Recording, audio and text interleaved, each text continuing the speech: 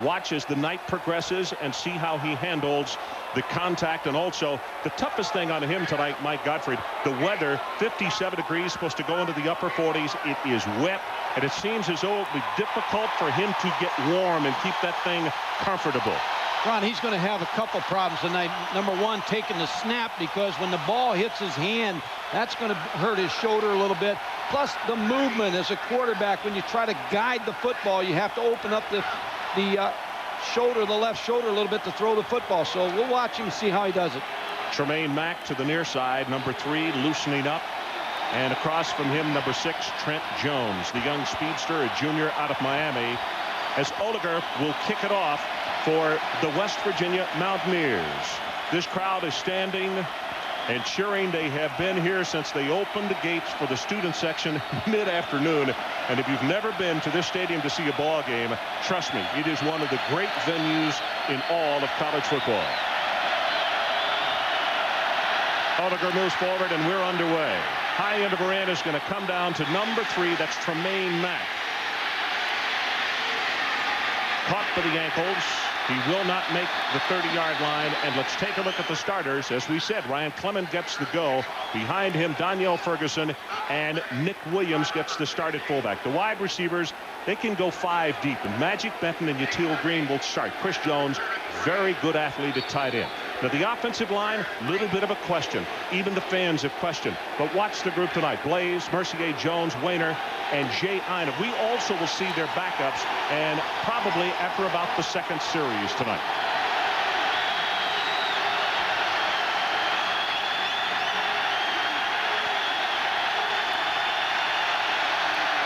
Clement going to throw on first down. Has it batted down at the line of scrimmage and almost intercepted as Bob Baum, right there, number 45, made the tip on the ball. The starters, I was about to say, a very solid group. Baum, John Thornton, converted defensive end, and Henry Slay. The linebackers, this is a fine group, and they are active, led by Canute Curtis, Jason Williams, Bernard Rush, and Longino. And in the secondary, this group has turned into a solid group.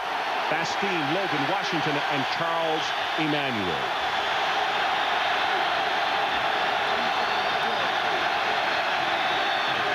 Second down, it's Ferguson. Has 5, 6, and 7 yards as he is tripped up by Canute Curtis. And now a third down situation. And Miami needs about 3.5. That's what they have to do, run the football. Ryan Clement last week, 7-of-7 with a touchdown pass before being injured. 2 out of 6 after the injury.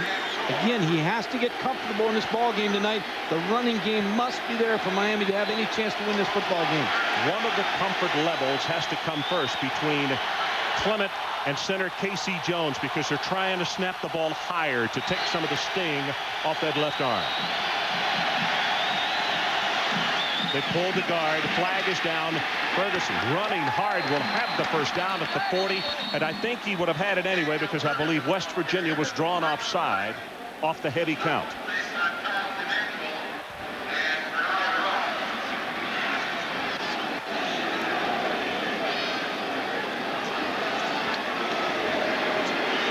Ron, you're right, it's offside. And you look at Ryan Clement, having spent some time with him on the field yesterday, the players for Miami rally around him. They believe in him. He is the heart of this football team. Defense, 5 yards. His leadership, Previous spot, first down, is just essential for this ball club. They just believe in him, and they want him on this football field. And he's playing hurt tonight. I know a number of these offensive kids, including Casey Jones, talked yesterday after the walkthrough about how much they respect and like Clement because of his toughness. But if you've ever had a separated shoulder before, artificial turf is tough enough on it when you fall, but to be able to play, to me, is remarkable. Inside with Joseph, the fullback. And he'll take it for 3, and let's check in with Mike Tirico. Mike, what do you have for us, partner? Ron, Texas trying to come from behind in Boulder against Colorado. James Brown moving them inside the 40. But Steve Roska, the leader of that secondary, comes up with the interception. However, Texas did hold Colorado. The Buffs are going to have to punt inside the final minute. Games are over now. We welcome those of you who watched Ohio State stay perfect and Florida State stay undefeated, winning at Virginia by 7, or at home, I should say. All right, Mike, we are just underway here in Morgantown. No score. Miami on their first possession has picked up a first down. Pitch to Ferguson. Nice one-on-one tackle. He gets blasted by Mike Logan, and this crowd loves Logan, and you'll see 23 all night long. Ron, the strategy for Miami is simple. Run the football, but their offensive line has to deliver. The last 2 weeks, they've had problems. They've given up sacks, and they haven't been able to run the football. First 4 games, you see their statistics. The last 2 games, they just fell off the map running the football. But they have to establish a toughness with this offensive line tonight. It is going to be third down, and the line to make for the Hurricanes is midfield.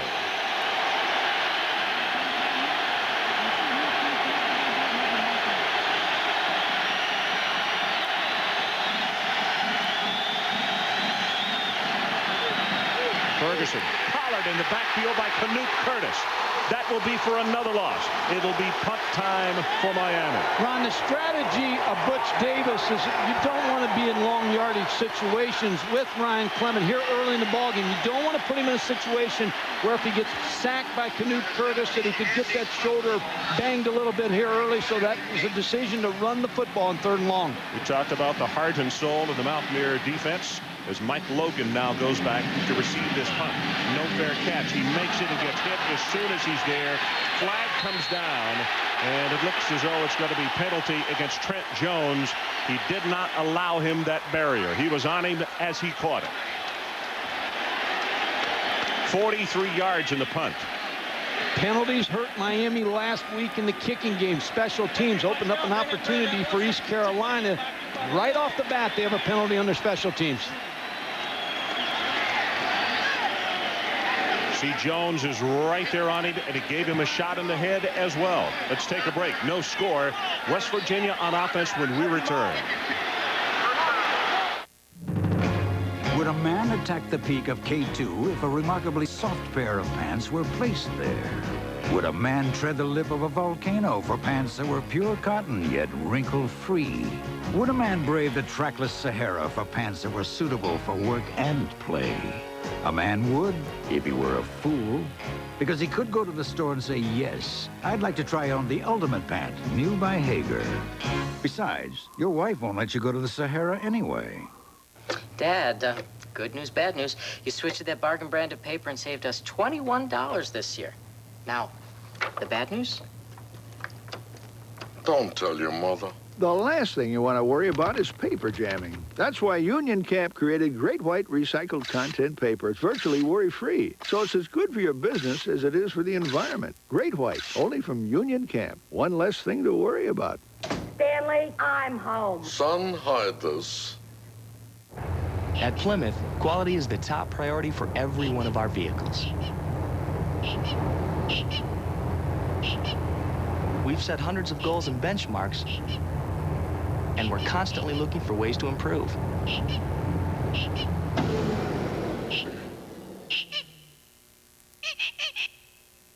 Because our goal is to provide the highest quality in every vehicle we build.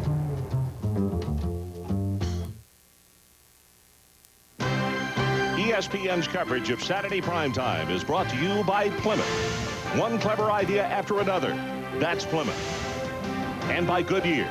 Need tires? Call 1-800-GOODYEAR. Well, Mike, on the sideline for the West Virginia Mountaineers, just what you talked about off the top of the telecast, 72% of their offense as Amos Zaraway will not start in the ball game.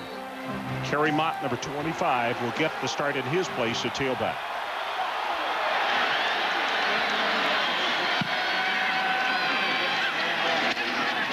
And it's Mott on first down. Tries to bounce it outside. Going to have 5, 6, maybe 7 yards. And here are the starters. Chad Johnston at quarterback. He'll have Mott and Mark Plants, who was a very good and active fullback. We'll also see Anthony Green in that position tonight. Wide receivers, they're talented here. But Rasan Vanderpool, not 100%. We'll talk more about that. Saunders, extremely gifted. Chad Wabel is the tight end. The offensive front, they're very capable. Page, Horn, DeGrow, Pukinas, and Sam Austin, the right tackle out of Tampa, Florida.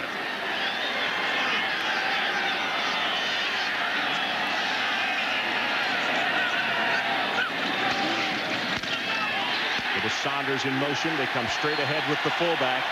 Marcus Wimberly comes up and makes the tackle on Mark Plants, but that is enough to move the chains, and this is the way they start for the Hurricanes. Lang and Holmes, the coaches think they've got to step up their play for the Hurricanes to be successful. Marvin Davis and Denny Fortney, the defensive tackles. The linebackers also, they want to step up from these guys. Russell, Burgess, Tony Coley. And in the secondary, this is the way they'll start this evening. Earl Little and Dwayne Starks at the corners. Tremaine Mack is back at strong safety. And Marcus Wimberly at free. He just made that last tackle. Direct snap. Johnston hands it off. Mott will take it into the arms of Earl Little around the 37-yard line.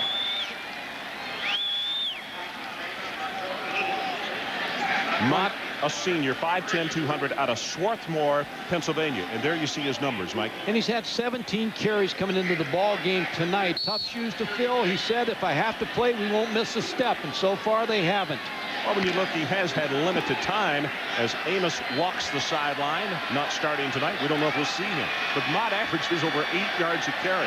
You can have worse replacements. The one concern they have about him, he has a tendency to fumble the football in the past. Hasn't this year. Johnston runs up into the pocket, gets away. He'll take it to the 37, which is back across the line of scrimmage. And Marvin Davis is the man who tripped him up. Well, Chad Johnston is the quarterback, senior quarterback, has played very steady for West Virginia. He has only thrown two interceptions in 188 passing attempts. They do not turn the ball over. West Virginia plays good field position, kicks the ball down the field, lets their defense win the football game for them.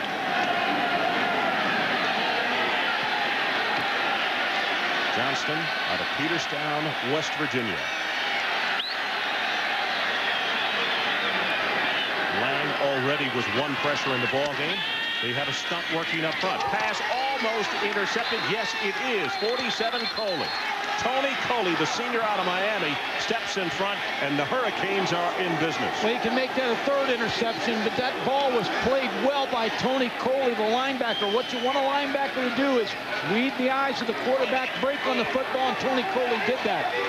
Chad Johnston in the shotgun, not a mobile quarterback, so you figure it's going to be a throw, but Tony Coley just broke on the ball, made the interception. Not a good throw by Chad Johnston. You could see Vanterpool as the man that he wanted, 26. Coley was right there in front.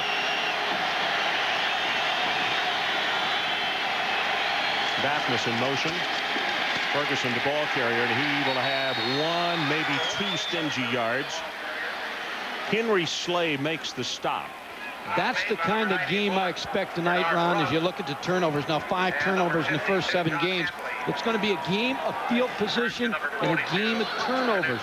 Who can win the game of field position and put their offense in the best position to win this game. Now, Miami has the ball inside the 50-yard line. They have to be able to get some points on the board with this turnover by their defense. 6 turnovers against Miami last week. Hard to win against anybody when you do that.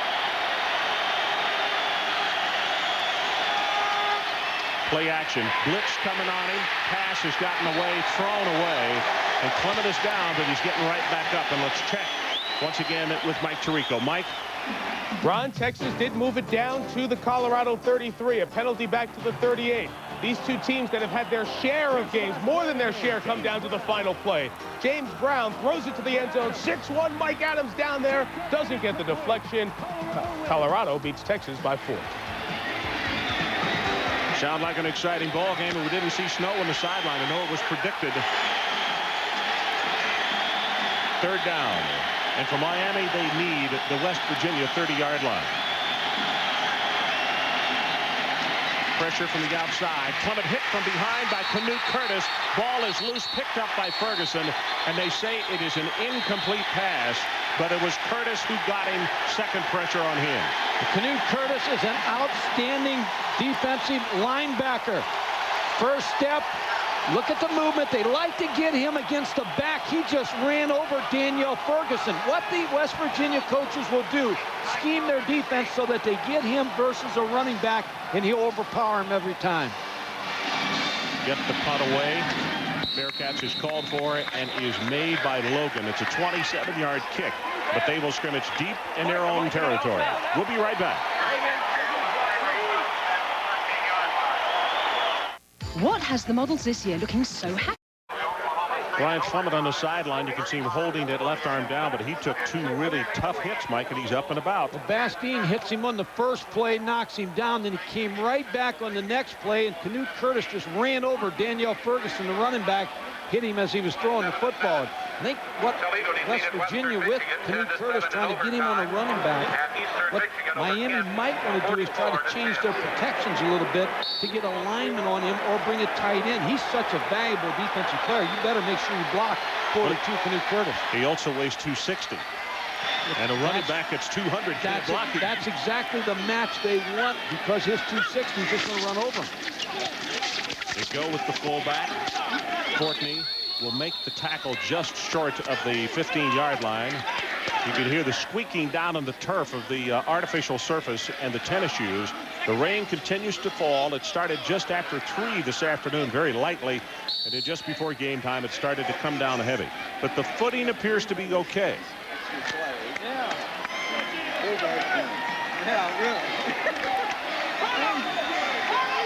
Looks like the beginning of deer season, huh? Everybody's got their ponchos on tonight. Terry Mott finds an opening up over the 20 to the 21. He's close to the first down, but about 1.5 yards short.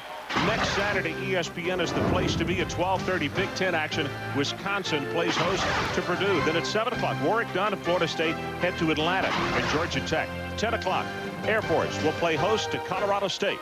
But first, start the college game day at 11:30 a.m. and then the Residence Inn scoreboard show at 3:30 and at 10. Florida State victorious today, 31-24 over a stubborn Virginia team, and we'll see the Seminoles next week against the Ramblin' Wrecks.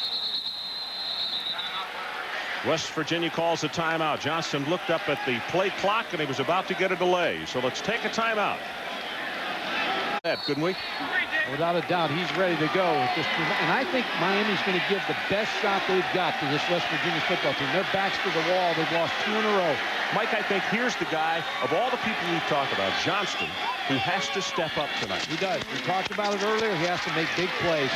Pass thrown complete. The hit made immediately on Vanderpool. No, check it. Sean Foreman, 60. Looks like he got a nice spot, too.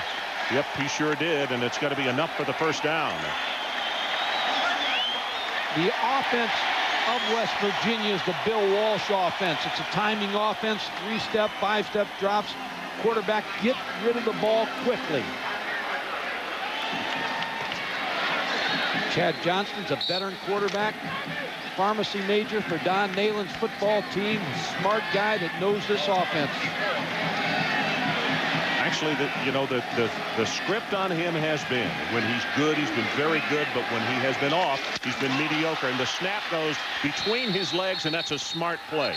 No sense in trying to pick it up.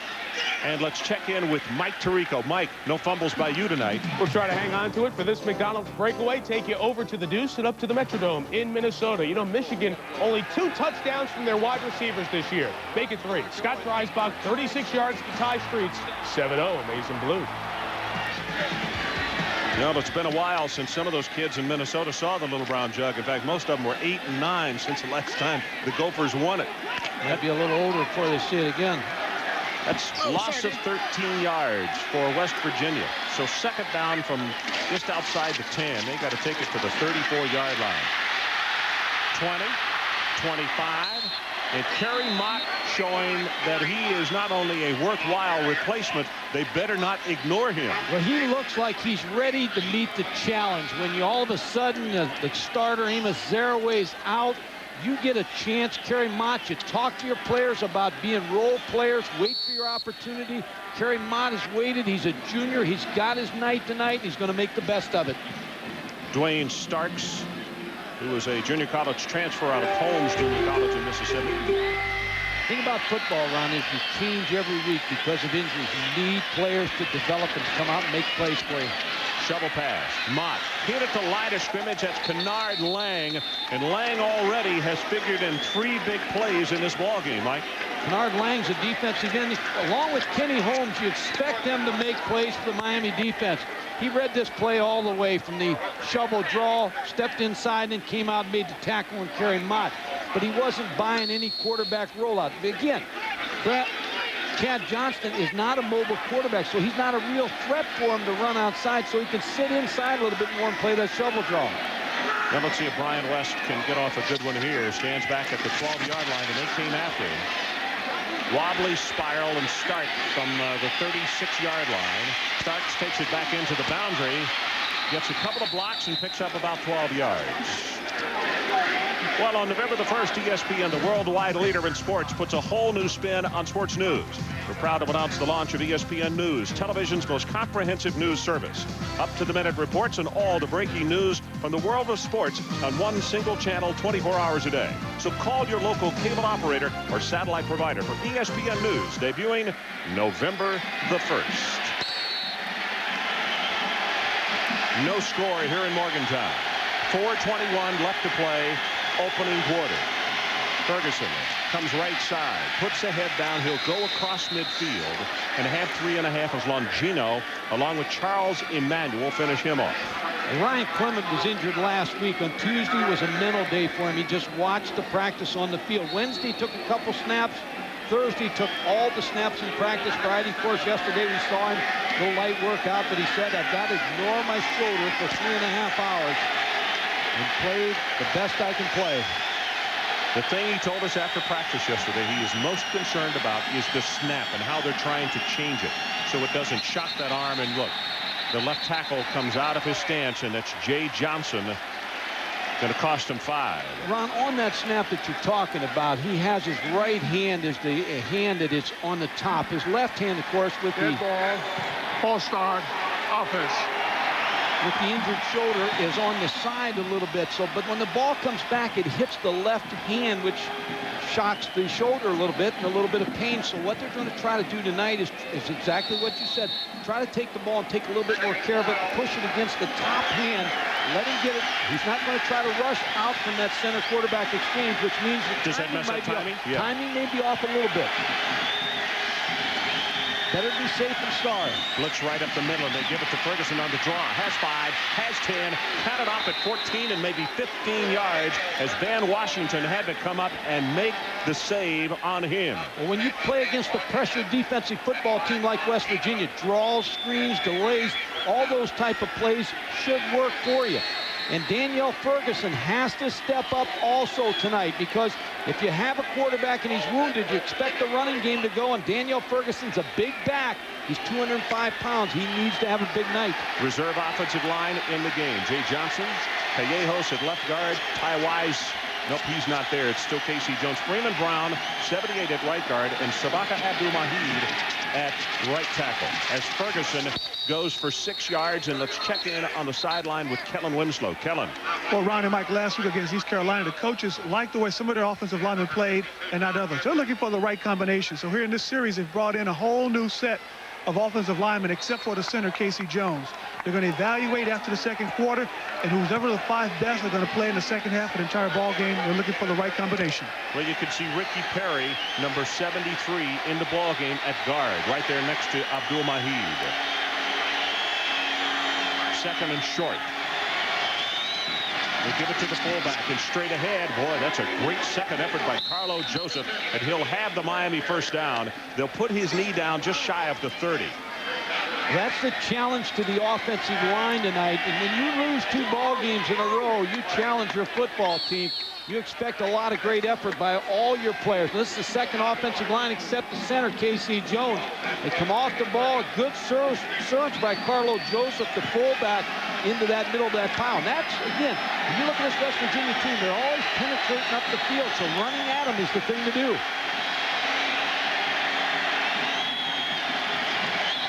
First down, whistles everywhere, and let's see what the stoppage in play is. The flag on the near side.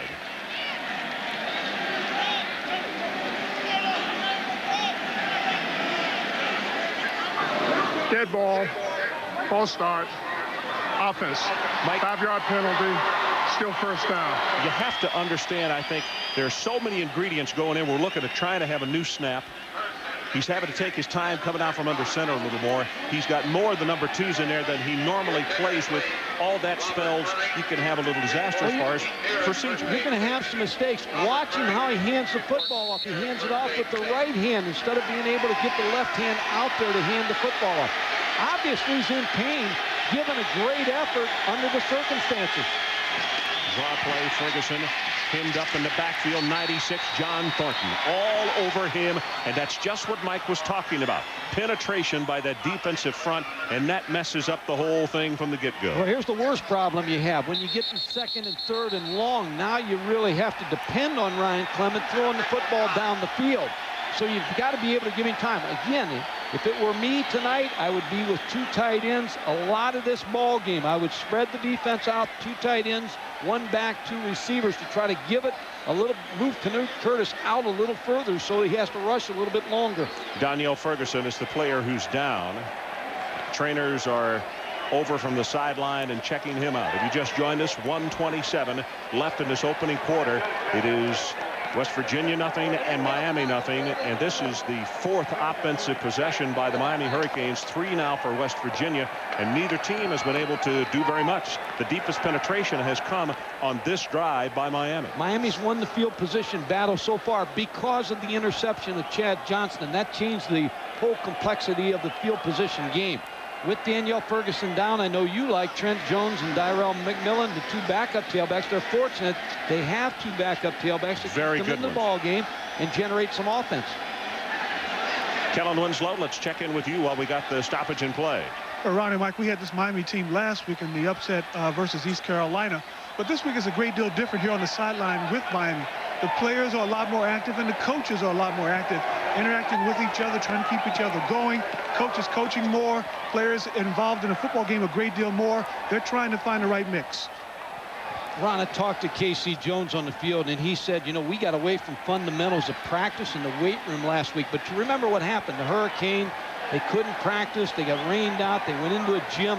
They were coming off an emotional Florida State ball game. They got sandwiched a little bit. Had East Carolina in the second game of that 3-game set with West Virginia ahead, and they just couldn't get going against East Carolina. Now, East Carolina had a lot to do with that, Steve Logan's ball club, but they couldn't get the emotion in the ball game. That's why I think tonight they're going to give West Virginia their best punch.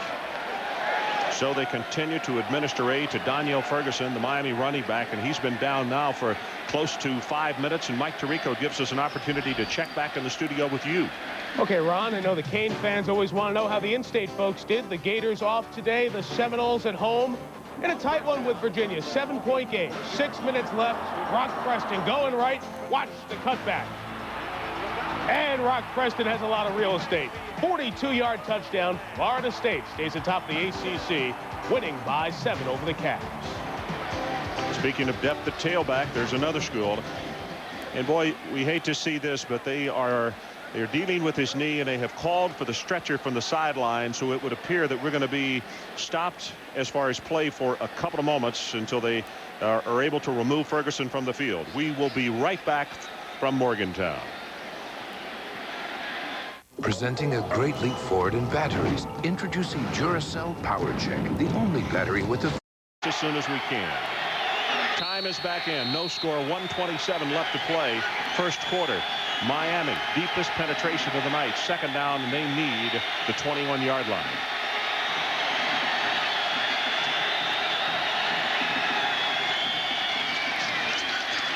Clement sets, drills it, has it, incomplete, threw it just behind Green. And Mike Tirico, back to you, sir.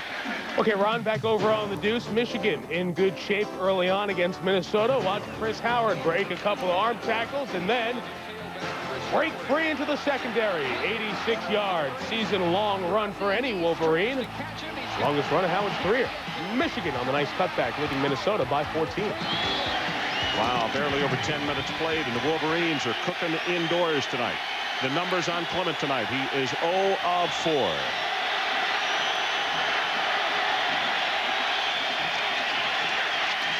Sets, great protection. Now it falls down. Canute Curtis again. Sack number 43 by the West Virginia defense in 1996. Ron, coverage sack all the way because there just wasn't any place to go with the football for Ryan Clement. As he's set up, he's looking, he gets good protection. Finally, Canute Curtis gets through and makes the tackle, and he is relentless. He just continues to come after the quarterback. Andy Crossland, the freshman from Birmingham, gets his kick away. And this is Logan back deep. Going to go into the end zone. I mean, that thing is inches from going out of bounds just inside the 1-yard line. Canute Curtis is one of the best outside linebackers in the country. He has 4.6 speed. He's at the size of a down lineman, 265 pounds. Again, working him against the running back. Now, Miami has to change up a little bit, although Darrell McMillan is a pretty good blocking back, but I think you still have to get help on Canute Curtis. Well, you see his numbers. He leads the NCAA, and as we mentioned, that is 43 total sacks, 3 more, and they equal the best ever by any West Virginia team. Miami still winning the field position more, Ron. Even though they haven't scored, they're still keeping West Virginia bottled up inside their own 30, 40-yard line. Terry Mott on the counterplay, and the trey doesn't work. Earl Little comes up and puts the hit on him. That could be the last play of this first quarter. The field position battle that I talked about is you continually try to keep winning, get 10 yards here, 15 yards here, Butch Davis. Eventually you'll get set up for a field goal. 2 seconds down to 1, and that.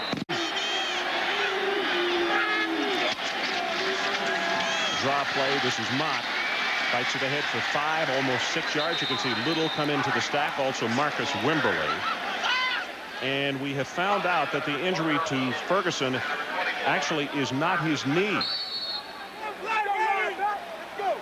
Let's check in with Kellen. Understand you got the story for us now.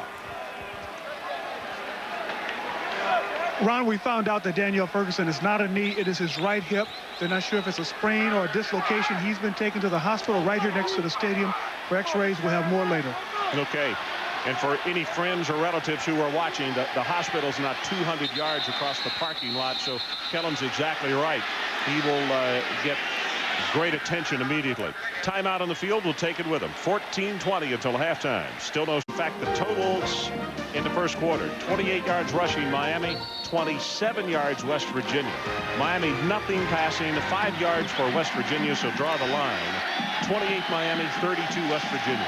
Ron, the field position, Miami's winning the battle so far. Haven't been able to compete it in points, but they're winning the field position battle. Johnston's pass, he zinged that one and had it complete to Beck, his tight end, and Anthony, who was a freshman, takes it for the first down across the 30.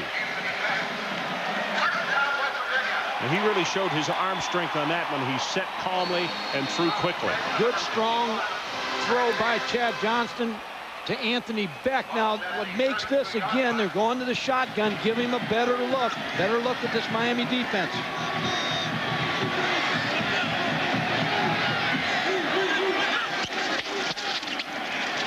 Terry Mott puts a head down, goes forward to the 35. That's going to be a gain of 4. Rod Mack and Tony Coley combined to make the stop on Terry Mott.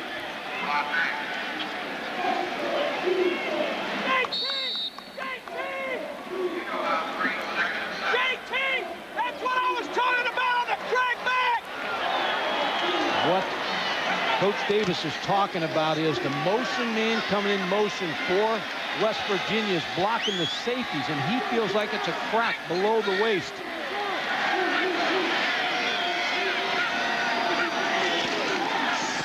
Mott weaves his way. 5, 6, 7, and 8, and that is another West Virginia first down. And Mike, correct me if I'm wrong, this is their best field position of the evening as far as they've taken it out. Without a doubt now, and Terry Mott is showing something at the tailback position. He's running north and south. He's able to get up in the hole. He's making some moves inside. You see him moving, dipping both left and right, working up the football field. Good blocking. Michael Lawson with the tackle. But again, north-south runs against this defense that runs so well of Miami's. Mike, he's up to his average. 8 carries, 47 yards, just under, almost 8 yards a try. Pass complete. Near sideline, Saunders bumped out of bounds at the 45. And for the first time tonight, the Mountaineers are across midfield. Good for 12. David Saunders is running a deep out. Now, this is Chad Johnston's favorite pass to throw, the deep out. David Saunders, you're going to see the fake now. The running game's gone, so now the play-action fake will work. The ball thrown all the way outside to David Saunders. A good completion, good strong arm. Dwayne Starks on the coverage. That's the route he likes to throw the best, the deep out.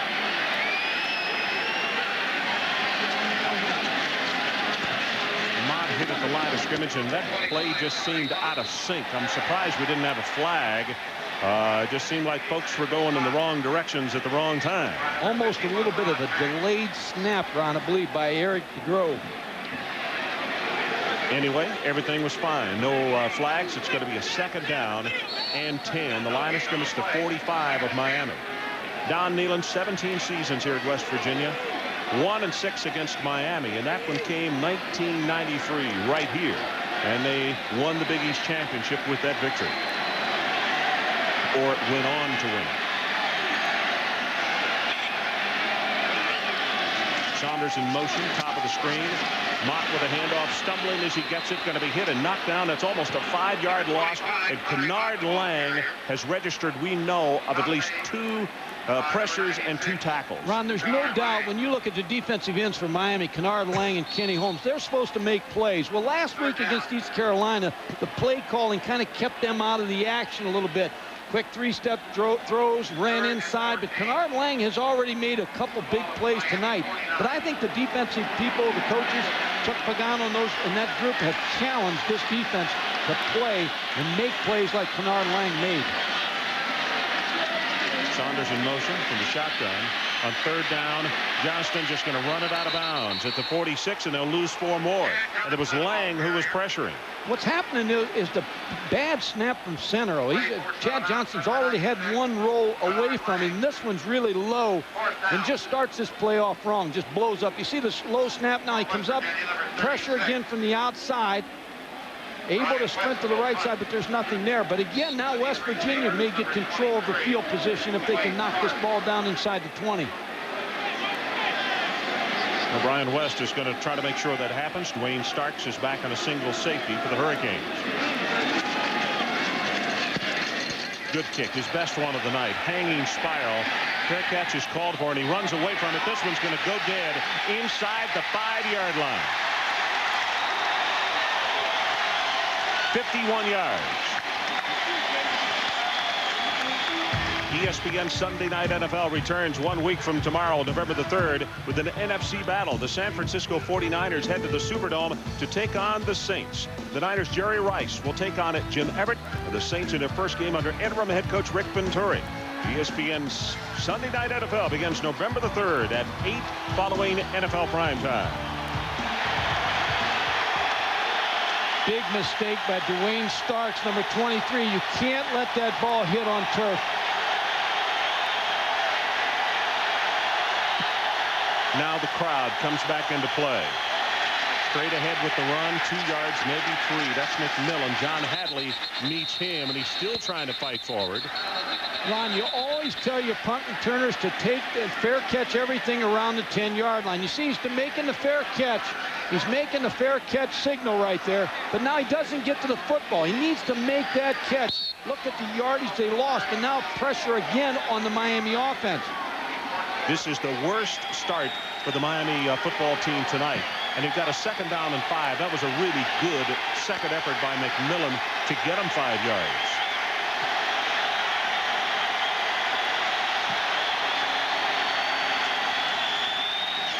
McMillan again. He gets whacked hard. That's Hadley, who came up and hit him first. He's still fighting, and Van Washington will help finish him off along with Curtis. Nairo McMillan is a highly recruited player out of Bradenton Southeast High School in Florida. Very good football playing schools. I think he's proven one thing right now, Mike, is that you better wrap up on him because one hit doesn't bring him down. Well, he's 217 pounds, a little compact, 5'8". Strength, a lot of strength in his lower body. 3rd down. They need about 2.5 yards. This is a big play for Miami because if they don't make this first down, then field position becomes again big for West Virginia. McMillan the handoff. Hit in the backfield. He's going to be stopped for a loss. Charles Emmanuel, the first man to get to him. Ron, when you don't have a healthy quarterback, you can cheat those safeties up. And Charles Emmanuel was almost sitting on the line of scrimmage as a safety, given an 8- and 9-man front to run against him. Crossland to get the kick away. And it looks like Logan, who is back just beyond midfield. Left footer's boot. Not very long. End over end. Don't know if he can return it. Catches it, and oh my goodness, does he get hit sandwiched following the 41-yard kick. And Jones, the first man downfield. So let's take a timeout. 9:02 left until halftime. Still no. Play action as Johnson sets deep in the pocket, zings it over the middle, and that thing was almost intercepted by James Burgess. That was a design play to try to get the ball to Kerry Mott over the middle. Brought 3 receivers in the ball game, trying to take the tailback. They're going to try to just sit him over the ball, fake to Kerry Mott, and sit him there. James Burgess just read it all the way, broke on the ball, almost, as you said, Ron, picked that football off. Came very, very close. Second down, 10 for the Mountaineers.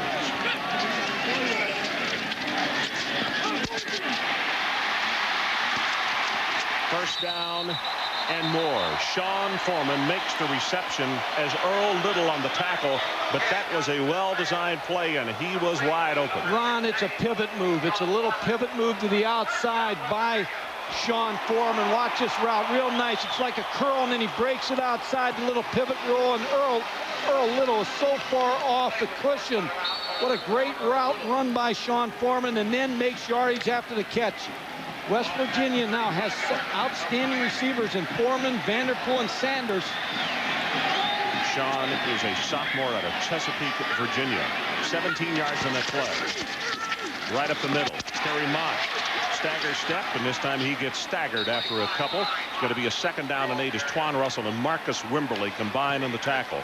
And if you've just joined us, we will update you. Ron Franklin, Mike Godfrey, and Kellen Winslow coming to you from Mountaineer Stadium in Morgantown. 8:30 left until halftime, and we still have no score. This has been some kind of defensive struggle, like a chess match, and as Mike has well told us, field position now in the favor of West Virginia. We'll see if they can take advantage. They have to make points on this drive right here. They've got to at least get a field goal out of this. They want a touchdown. Swings it out in the flat. Tries to set up the screen. Foreman takes it ahead to the 30-yard line, and now a huge play coming out as Booker Pickett makes the tackle. It's going to be a 3rd down and 5. Ron, in this Bill Walsh style of offense that West Virginia runs, is they try to attack the underneath coverage, and they try to throw the football to their best receivers and then force the defense to make tackles. And if you miss tackles like they did on, didn't miss the tackle, but the good pushing on Sean Foreman, then the yardage you pick after the catch is big. 2 of 5 on 3rd down conversions. They need the 25. Fakes it to Mott, going to go long, and he's got a man there in the end zone. Incomplete. Earl Little with the cover on the play, and we had to wait because for a moment it appeared as though he might be able to come up with the touchdown. David Saunders is 6'2", and you like to put the ball up to the big, tall receivers. He's working against Earl Little. He's got Earl Little beat. Now the safety's coming over the top. Tremaine Mack also. But Earl Little, even though he was beat, he was able to recover and get that hand on the football. Strip it from David Saunders. What great athleticism. Parallel to the ground, reversed, and knocked it down. It's 4th down. Don Neyland's offense, they would go for it. When you have a good defensive football team, you can make this kind of call because your defense is controlling Miami's offense. Take a shot right here to try to get the 1st down. Johnson steps up, drills the ball, and that's thrown way too high. Vanderpool was the closest guy around it. But on downs, Miami will hold, and they'll take it over at their own 30. The difference, Ron, people at home may say, well, if you kick them into the hole and then you can hold them a little bit, you're going to get better field position. That was an option for Don Neyland. Ball's on the 30-yard line. If you punt it up and it goes in the end zone, it comes to 20. So really, you probably lost 10 yards here. Well, plus the fact, for people that say, what about a 47-yard field goal attempt? Last week, Taylor missed 3, and they've had problems with the kicking game. So probably that's the reason the Mountaineers went after it. All goes into the decision you make. Last week, the week before, practice, everything you see. Safety showed blitz, but he stays at home. And Clement gets his pass away. Yatil Green, did he catch it? West Virginia says no, and so does the official. See, Ryan Clement can't get his shoulder loosened like he needs to. When he throws to the left side, his left shoulder's got to be the guide shoulder, and he just couldn't get anything on that football. That harness has really got him tight, his shoulder, so it doesn't slip out. He's 0 for 5. Need a little shorter throws for him on first down. I'm still amazed that he's playing at all, though. What a gutty performance. There's no doubt. I agree with you wholeheartedly. Safety blitz is coming. From the top of the screen, they set up the screen pass, and they knock it down on the 25-yard line. Bernard Russ. Let's go to Mike Tirico. Mike. Ron, take it back to Lincoln. On the day that they've retired Tommy Frazier's jersey, Scott Frost is having quite a day. First time in his Nebraska career. 2 touchdown passes. This one to Brendan Holbein. He's just run one in, pending the point, which is now good. Nebraska by 21. 21-point lead for the Huskers right here. The crowd is aroused. And also there was an injury on the near sideline. It looked like McMillan got hurt a little bit. And an official is down on the sideline as well. If you don't get the first down. The second thing is you better know where Canute Curtis is, and you better be able to block him. You've got a tight end to his side now. Maybe they'll try to help with the tight end. Chris C. Jones in motion. Sets and throws. Got it. The defensive back fell down, and he'll have the first down. Yatil Green stepped out of bounds at the 45-yard line. Here's the adjustment now that Miami's making. We saw Canute Curtis just run over running backs in the first quarter.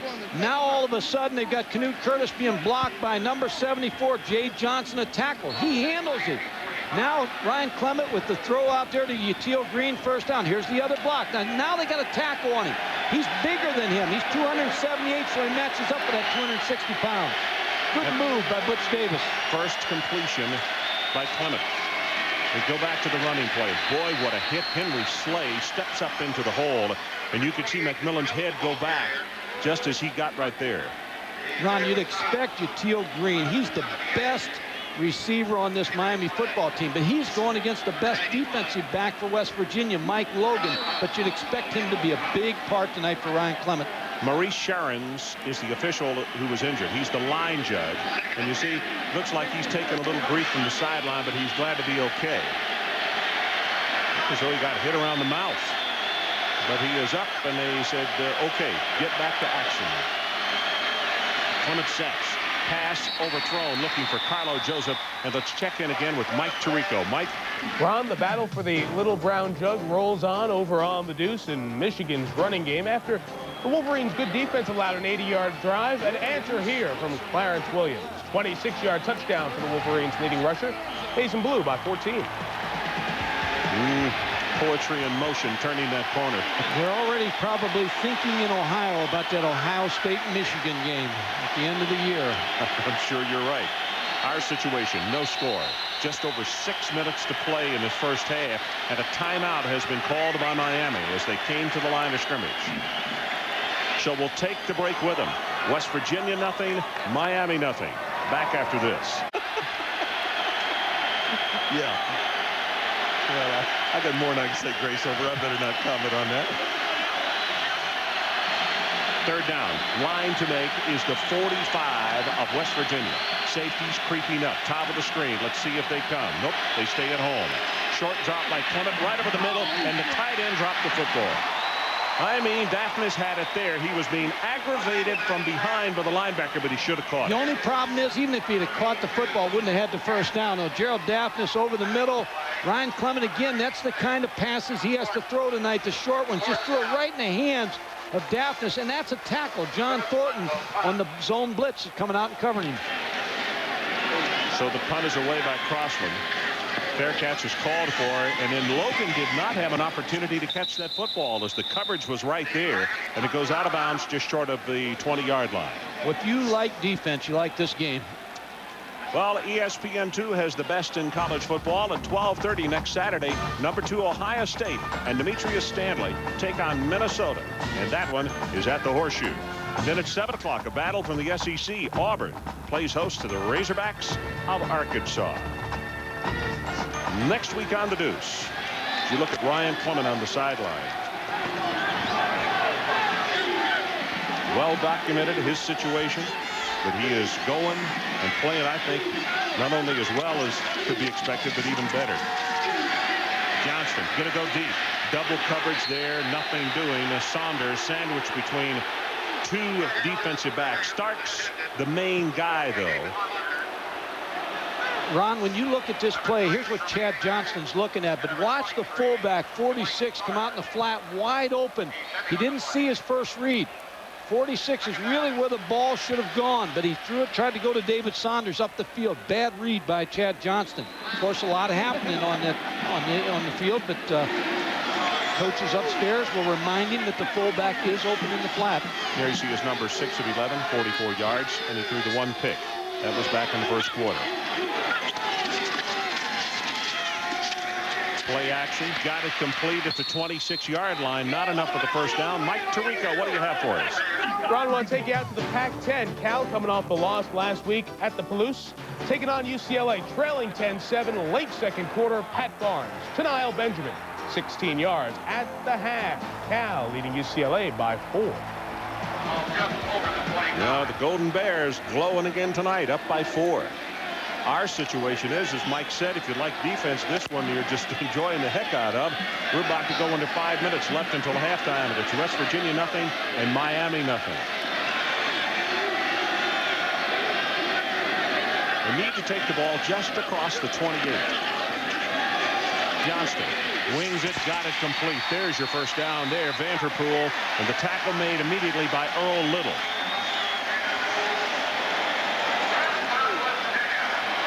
There's the announcement, the all-time leader in receiving at West Virginia yards, 1,969.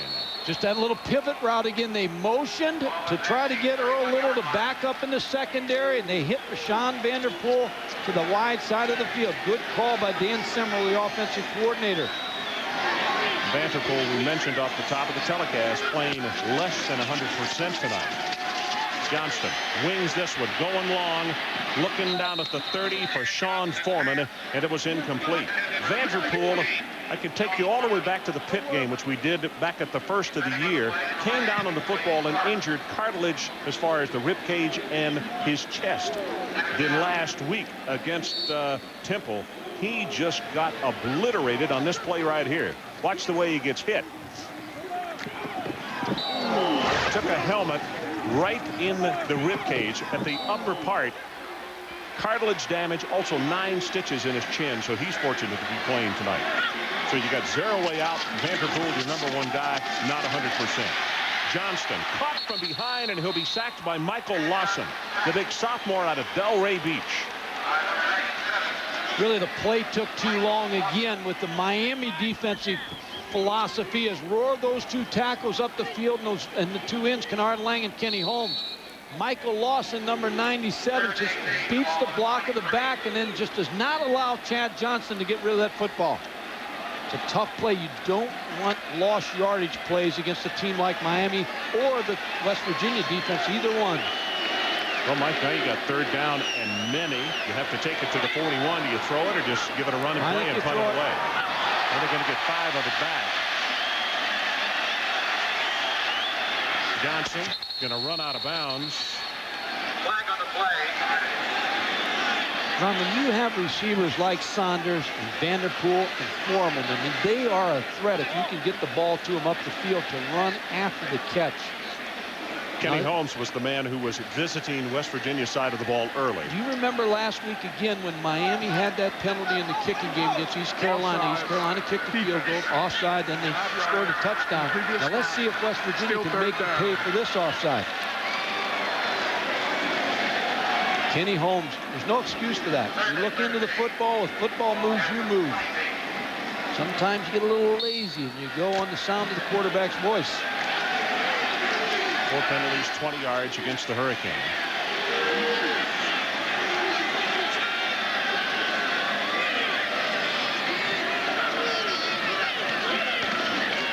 Johnston on third down. Big pressure coming from Holmes. He'll grab him from behind and have the sack. So he says, all right, coach, I jumped off sides last time, but I repaid my debt right there. You're exactly right. He showed why he is considered a big-time defensive end. A lot of people thought he was going to come out last year in the NFL draft. He's being held by Solomon. Page still breaks through and makes the sack on Chad Johnson. Decided to stay in school, and I think it'll pay benefits for him. Dwayne Starks is back deep, and I have a feeling that he has been told that when Brian West kicks this one, make sure you catch it. Catch the football. Because Miami, with 3:15 and the clock running, stands to get pretty darn good field position here. West Virginia wisely running the clock down as far as they can, and they had the block on. Best punt of the night by West. All the way back to the 23-yard line. Goes left, goes right, goes down. 51 yards on the kick and 7 on the return. So far, it's been Canute Curtis as a star in the first half for West Virginia's defense.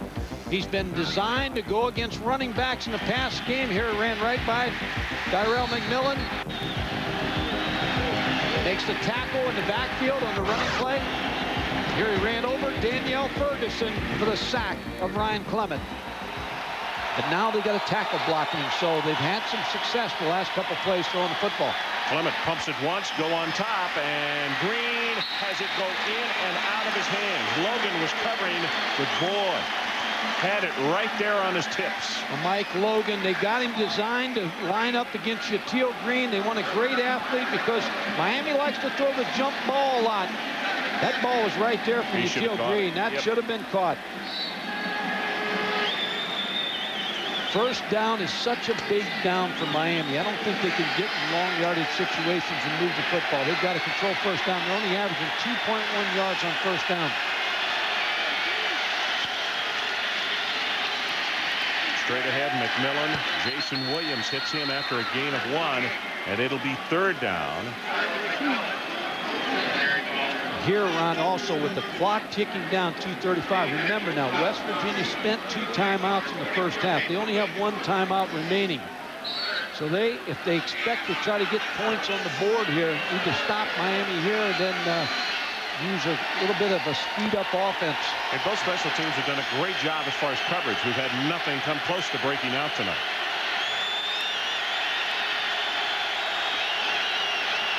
Here they come with the blitz. Clement's pass caught at the 37. Green tries to get out of bounds. Logan won't let him. Again, Ron, because of the nature of Ryan Clement's injury, I don't think they want him throwing long on third down. Just a little quick throw, wheel around. Mike Logan comes up, makes the hit on Shatil Green. But I think that, again, because of his injury, they don't want him sitting back there 5 and 7 steps, taking a long time and taking some hits. So Logan makes the tackle and then drops off, and he is the return guy. Clock running, 1:37, now 1:36, left until halftime. Good kick. Logan all the way back to the 16-yard line, tries the near side, and it goes down at the 25. Mike Tirico, what do you have for us? Well, Ron, we'll check the flag in a second. The GMAC halftime report.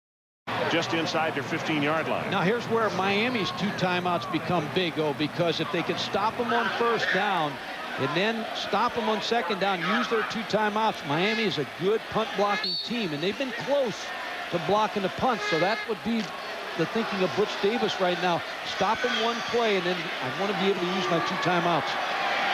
I don't expect West Virginia to get real fancy down here.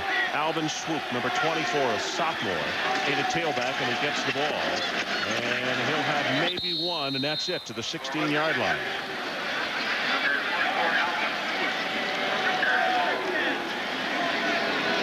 Look at field position in this one, and Mike has talked repeatedly about it. Again, West Virginia starting off with very poor field position. Own 24 compared to Miami's own 34, the average in this first half. Maybe come down to a field goal in this football game. Now, I would think Miami stops them right here, and they use a timeout.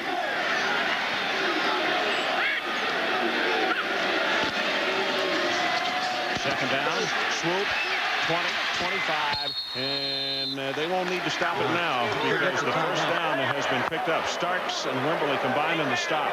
Now you want to get out of the half. Forget the timeout. 42 seconds showing on the clock. 12-yard gain by Alvin Swoop, sophomore out of Port St. Lucie, Florida, 5'11", 195.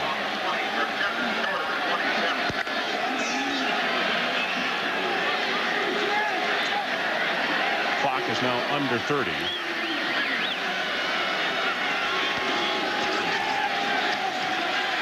Going to go on top at the 40. Got it complete. That's Foreman. He will, nope, they're going to say stepped out of bounds at the 33-yard line. That aroused him for a moment. That's an excellent call by Dan Simrell, because all of a sudden Miami was lulled to sleep of whether or not they were just going to hold the football. What made this play is Chad Johnston's fake to number 24, Alvin Swope. Then put the ball up right on the money. Dwayne Starks is beat by Sean Foreman.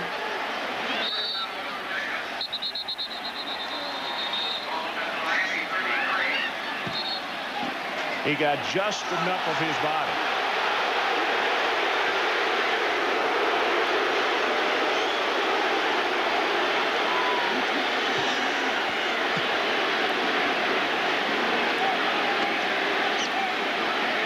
Well, coming up at halftime, the GMAC halftime report. And the top stories, of course, that thriller in Knoxville. Warwick Dunn against Tiki Barber. And Chris Lee and Kirk from Iowa City, Iowa.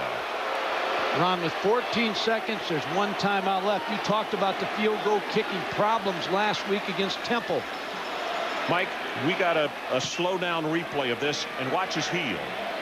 I mean, just the right there, and that official is right on top of it. That's a great call. I mean, just the very tip of his heel. And he moved right to it. Yep.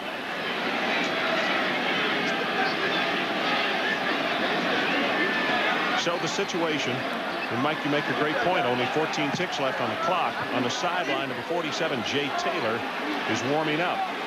Missed 4 field goal attempts last week, 46, 42, 37, and 37. So what Miami wants to do right here is stop him for no gain. Well, he's due. He was 4 last week. He's due to hit one.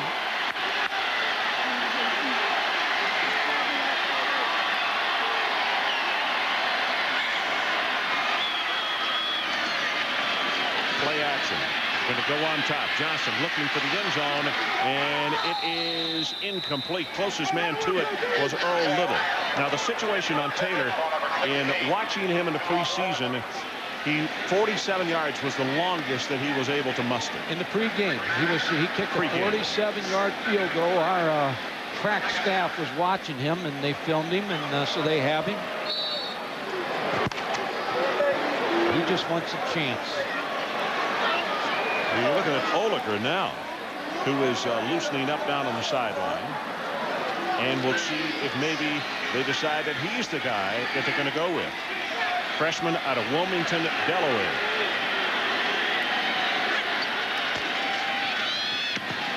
Pass in the flat. Got it complete. Better get out of bounds. Saunders goes down at the 25-yard line. 1 second, and the clock will...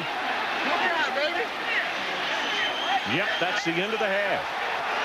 Well, they should have been able to get no scores. We start this third quarter of play.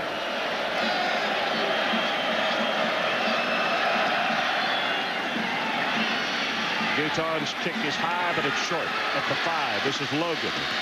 And great coverage by Miami. He's not even going to make it back to the 15-yard line. It's only 10 on the return. Ron, it's going to, again, come down to a turnover, something in the kicking game. Chad Johnston's first half statistics, the big interception, but Miami's was not able to take advantage of that.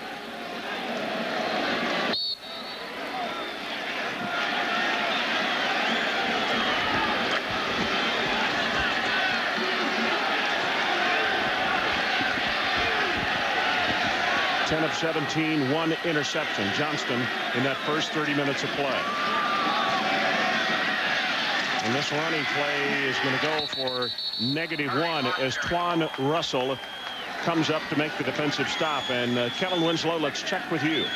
Ron and Mike, coming out of the locker room at halftime, Kerry Mott, number 25, the running back, was moving very gingerly, complaining about his right ankle. He got heavily taped. As you can see here in the isolation, he's not moving as well as he did in the first half. Maybe it will get loose and he'll come back out and continue to play well, or maybe he'll be pulled out of the ball game. Well, Kenny Holmes, one of the first men along with Twan Russell. You can see Kennard Lang. Zeraway out of the game tonight. Don't think we're going to see him. We had seen Alvin Swoop on that next to the last series for West Virginia. Now, Kerry Mott does not look like he did in the first half. He was able to run in the first half north-south. He gave good moves in the hole. He just doesn't look like he's going to be able to run here in the second half. They're going to bring, looks like Swope is coming into the ball game. Yep, you see him limping off the field right there. Kerry Mott substituting for Amos Zeraway in the ball game. So now West Virginia goes to tailback number 3.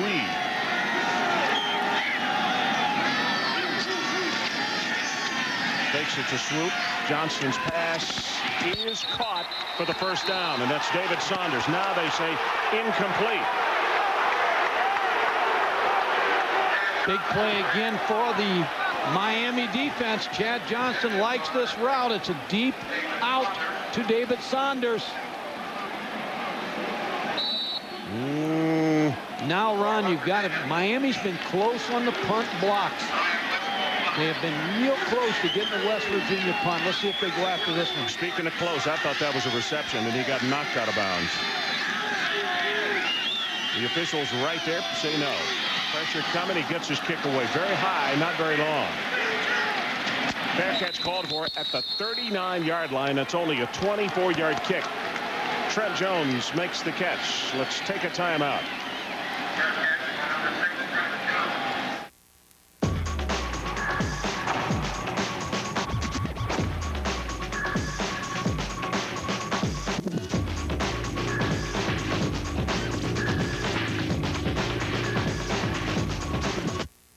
Introducing McDonald's Deluxe Sandwiches. They're new, they're big, with fresh toppings and a bakery soft roll. The average adult has over 8,000 taste buds. Get ready to use them all. It's McDonald's with a grown-up taste. In the game of politics, choosing a candidate can be a difficult move. That's because candidates make lots of promises.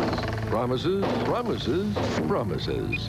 So, who will you choose? Her. Good choice, because she has an ice-cold Miller Lite, which makes only one promise: great taste. Join the party. Choose Miller Lite. Life is good. And when you vote, life is really good.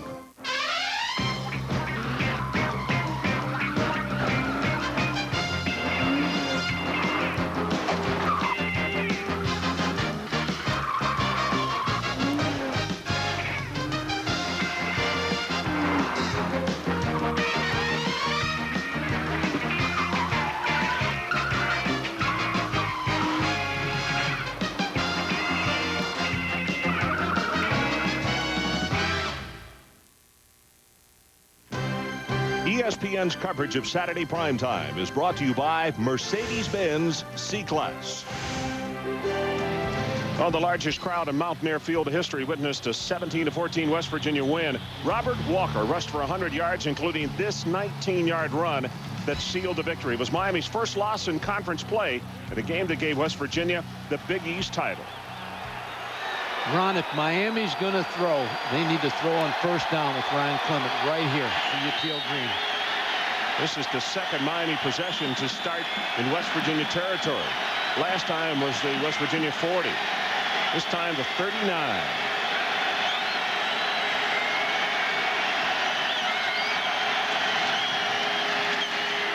Clement. Yatiel Green. Good heavens, it hit him in the arms, the shoulder pad, and falls to the turf. Well, this is the down you want Ryan Clement to put the ball up, because on first down, it's the best shot you're going to have protection-wise, and you've got the threat of the run. And threw this ball up to Yatiel Green. It's right on the money. Yatiel Green just didn't play it, Ron. He just lost the ball. See, he can't find the football. That ball should have been caught by Yatiel Green. That's 2 tonight that Clement has put where it needs to be, and Miami has dropped it.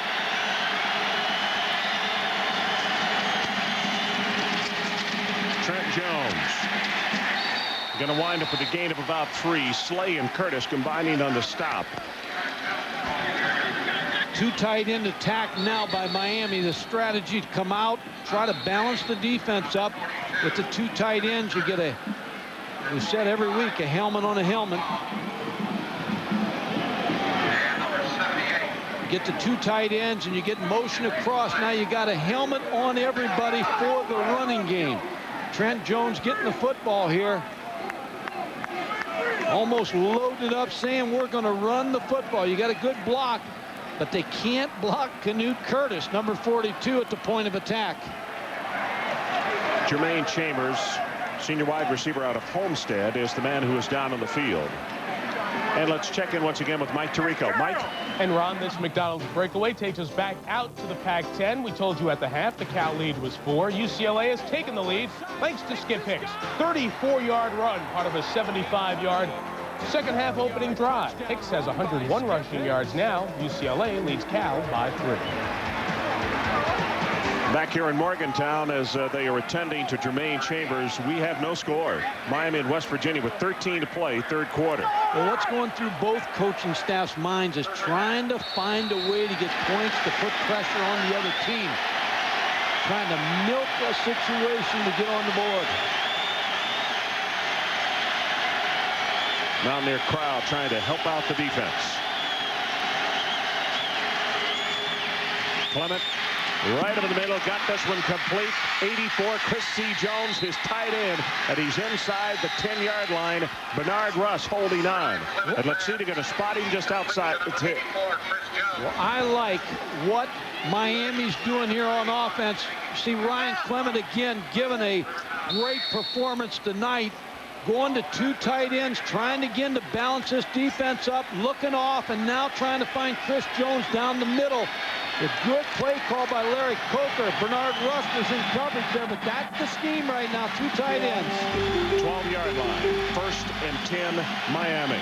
Deepest threat of the night by them. Trent Jones, he's got speed, tries to turn the corner, and in fact he ran right out from underneath his cut, and you see the marker come down. Bastine and Emmanuel combining on the stop. Well, Charles Emmanuel was right there, but the stiff arm by Trent Jones kept Charles Emmanuel away from making that tackle. Here's another problem for Miami, picking up another penalty.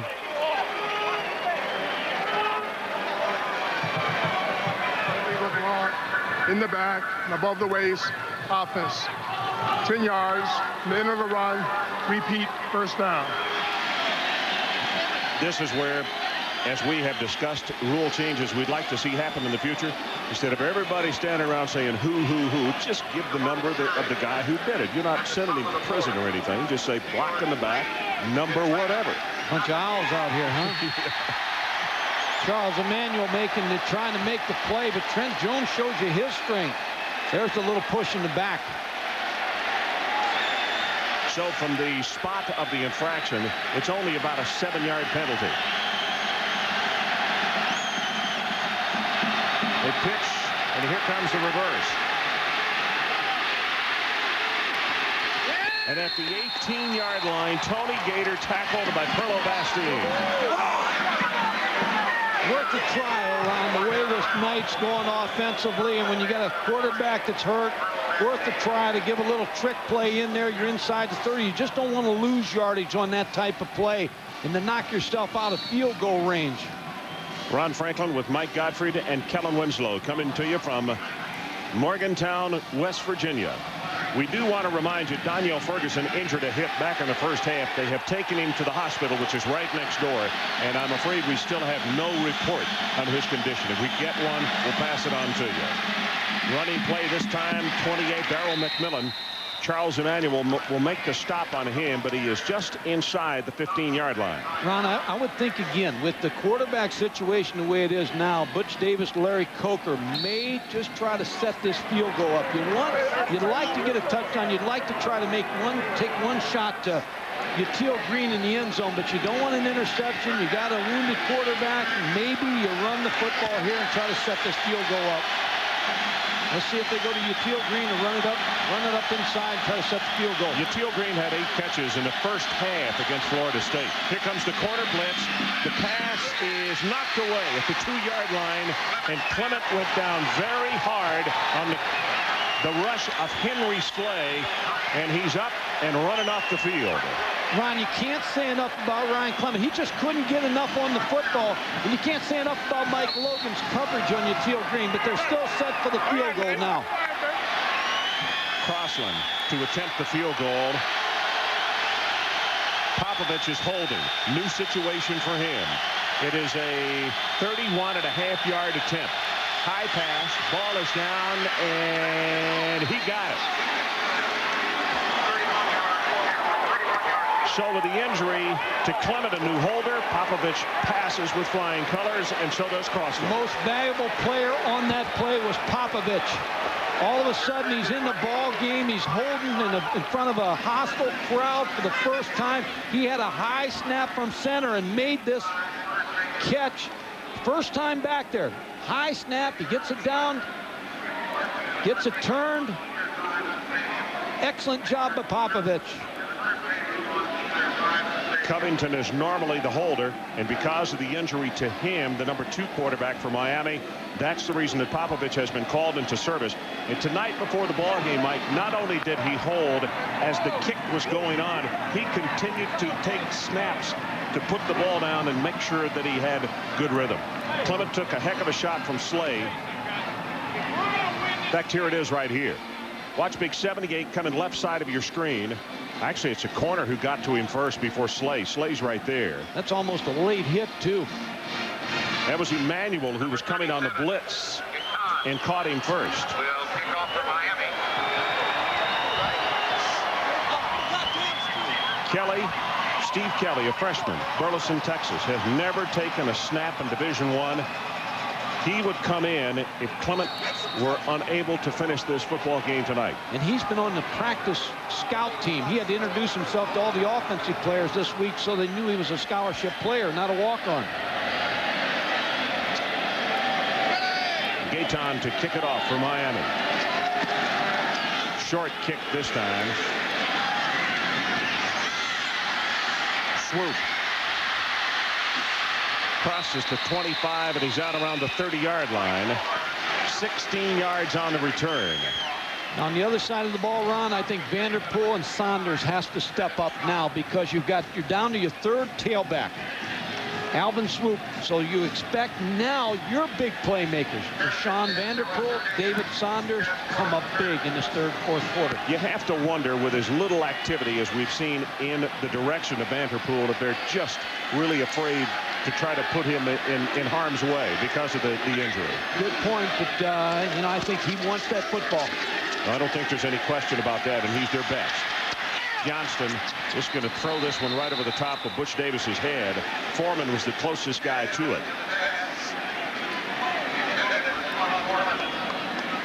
Total yards in this ball game: 143 West Virginia, 90 Miami. Rushing yardage 37 for the Mountaineers, 44 Miami. It's been that kind of defensive night. And when you have a 3-0 lead now, you can turn it loose a little bit more on defense. Now your defense is inspired a little bit more. They know they've got 3 to protect.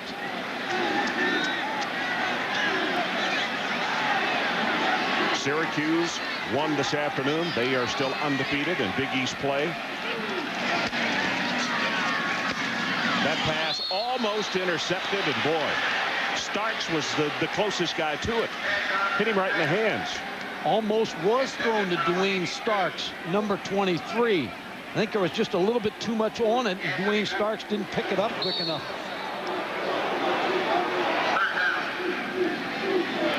Third down. And for West Virginia, they need to take the ball just around the 40-yard line to keep this drive going. Clock is stopped. 10:18 to play, 3rd quarter.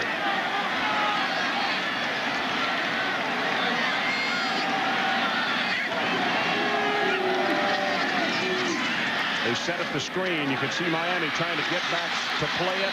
And Swoop is going to be hit after a short gain. And Kenny Holmes, number 90, is outside to make the tackle. You're right. They set up the screen, a little flare screen, but Kenny Holmes was able to come off the block of the tackle, go out and make the play.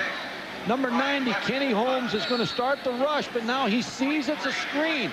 If he doesn't make this play, they have a big play. Kenny Holmes with good redirection. Brian West, the punter. Dwayne Starks is back deep. You see the average with his longest 51 yards tonight. They're coming after him again, and he gets it away. Fair catch is signaled for and made at the 30. 38-yard kick will go away for a moment. Back with more from Morgantown after this. Time to use. Set that head in there. How'd you do on the math test? What happened? I tripped over this. Where do you think it goes? It's that way. Well, let's follow it.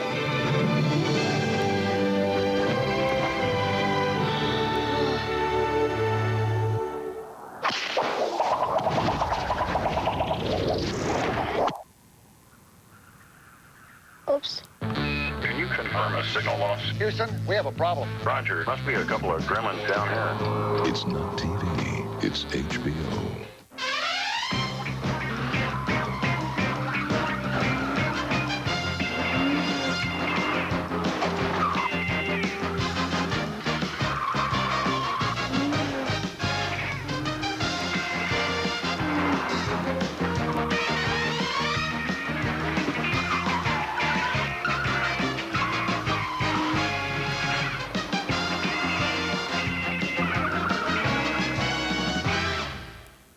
Today I set out to fix my car. Thanks, neighbor. Whatever. I had to stop at 4 different places. Push. Push. Good thing I live in a friendly town. Push. One of us pushes, the other one pops the clutch. Come on, push, push. I am pushing. Finally, I went to Pep Boys. Hey, everybody, I fixed it. I love this town. Car or truck, Pep Boys has your starter or alternator. 26,000 items at the guaranteed low price, tires and service too. Pep Boys, everything but gas. The Noles head to Atlanta. Florida State, Georgia Tech at 7. Saturday primetime. Next week on ESPN. Well, the rain has stopped at a very damp and cool evening. The defenses have been hot. The offenses have not. And our situation, Don Nehlen's home crowd trying to pump him up, but his ball club is down 3-0 to Butch Davis and the Miami Hurricanes, who are trying to break out of a slump that goes all the way back to the 1980s when they would have lost 3 games in a row. Canute Curtis. Gattil Green says we got more coming. You can see Clement changing the play at the line of scrimmage. Short drop, and he throws it quick out, and it's intercepted by Logan.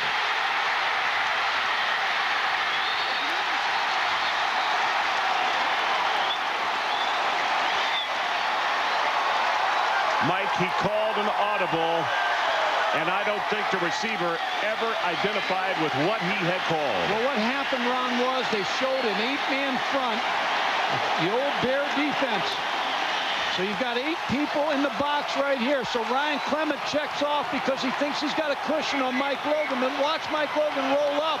And Red, they knew that he was going to try to throw the quick hitch, quick out. Mike Logan played the play, had the safety over top. It was good defense he called by Steve Dunlap. That was called all the way, expecting that throw out to the outside, that would be the checkoff. Boy, how one play quickly changes this complexion of this ball game. Now look at this, tied now for first in the NCAA, 15 interceptions, and that ties him with Virginia and Auburn. 33 yards on the return. McMillan knocked him out of bounds, and the running play, fighting for the end zone, is Alvin Swoop, and he's going to be stopped at about the 2.5 by Burgess. Ron, they baited him. In other words, they showed him a front, knew they would check out, and knew the checkoff was going to be a quick out to the wide receiver on the right side. But Mike Logan knew that was going to be the play, stepped in front for the interception.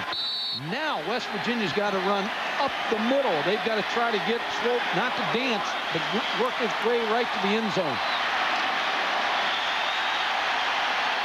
Plants the fullback. Alvin Swoop is the tailback.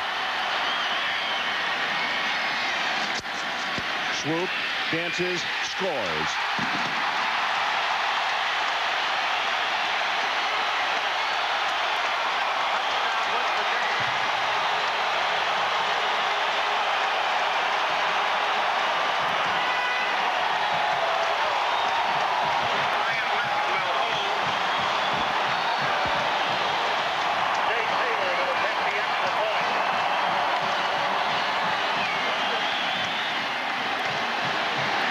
Taylor with the extra point attempt. Down, and it's good. 8:40 left in the third quarter. And finally, this giant crowd here in Morgantown, West Virginia comes alive as their ball club takes advantage of a Logan interception. 15th of the year with the Mountaineers, and they punch it in with Swoop. 7-3. Well, you expect a great defense to make plays. 15 interceptions on the season. Steve Dunlap, you got to give him a lot of credit for that play. Here's the interception, the three-step drop going to the outside. Mike Logan just sits on the play on the outside and then takes it back inside the 5-yard line. Alvin Swope up inside, follows the blocking of Mark Plants in the end zone for the go-ahead touchdown.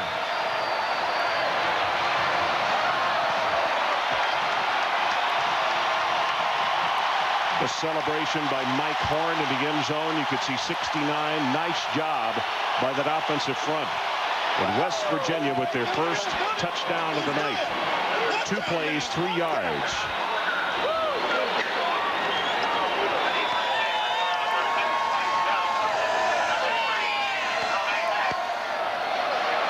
So Clement ready to come back on as Oliger will kick it off. Great story on Oliger. Preseason, coaches heard a helicopter land upon the practice field. His mom is a helicopter pilot and instructor. She landed it up there, came and said, "You don't mind if I leave that up there for a bit? Do you want to watch my kid kick in the scrimmage tonight?" They said, "That's fine." Tremaine Mack out of the 30, 35, and now to the 38-yard line. And Kellen, let's check in with you. We've had a lot of injuries and changes tonight. Well, Ron, we know about Zerouay being out with the turf toe at the beginning of the game. Also, Mott is out with a sprained foot. They're not sure what's going to happen with him later on. They're going to evaluate him again. Of course, it falls on the shoulders of Swoop, the first-year running back who's playing a big role here tonight, scoring the touchdown. We've got some injuries on the Miami side. We'll get to those a little bit later.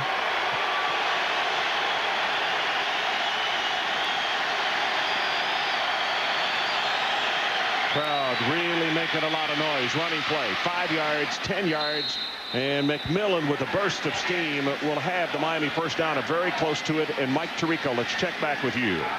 Ron, North Carolina quietly moving through a non-conference game in the Astrodome with no problem. Chris Keldorf, 21 of 31, 270 yards. This is third touchdown pass, mostly done by Freddie Jones. A 43-yard score. The Tar Heels up 21 at the Dome. Well, I'll tell you, you win a lot, Mike, when you play that kind of offense and your defense is #1 in the nation, which they are. That's 9.5 yards on that run by McMillan. Clement straight ahead. Joseph will have the first down at the 48.5. John Hadley holding on to him. Kellen, let's go back to you and check once again, this time the Miami injury update. Well, we remember Daniel Ferguson, #1, the running back from Miami, went out in the first half of the ball game. The report on him is dislocated hip. He's still at the hospital. Very serious injury. A big blow to this Miami team. Also, Jermaine Chambers, the wide receiver, #80, sprained medial collateral and his right knee. He's out for the ball game. And McMillan just went down again. So Trent Jones, #6, is in. It's Williams in motion. Clement, short drop, and the pass incomplete. The hit was made just as soon as Magic Benton had the football. When you look at this West Virginia defense, and it all starts with Canute Curtis, but the secondary of this West Virginia football team is as good as any secondary in the country. They've got 4 guys, Logan, Emmanuel, Washington, and Bastine, that can play college football and play any receiver you want to put against them. Now the scouts like Logan a bunch. They think that he'll be a strong safety in the NFL, not a corner. 2nd and 10. They go with the running play. Trent Jones wrapped up at the line of scrimmage. Bernard Russ, number 91, is down at the bottom of that pile.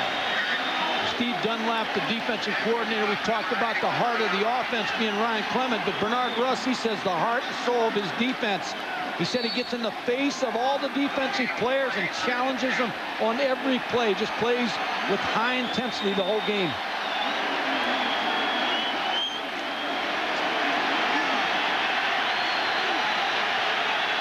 Well, that touchdown woke this crowd up. They got a sizable wave going here.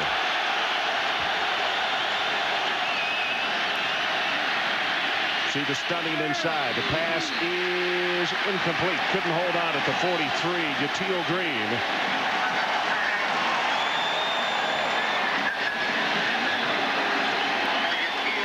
I think that was a good throw by Ryan Clement. Just wasn't held on to by Yatil Green.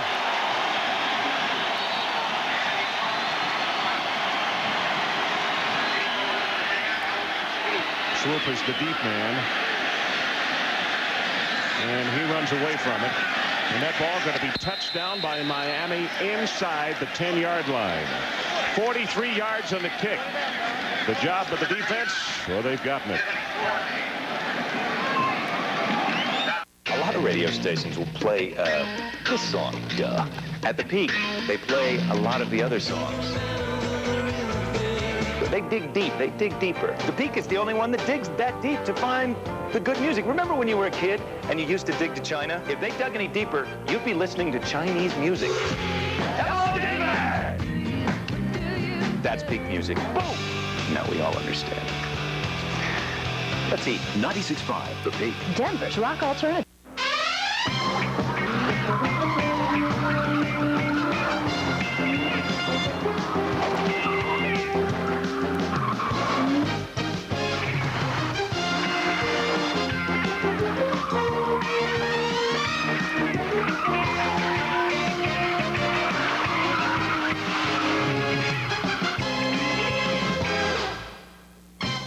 Visit your local authorized Denver Mercedes-Benz dealers.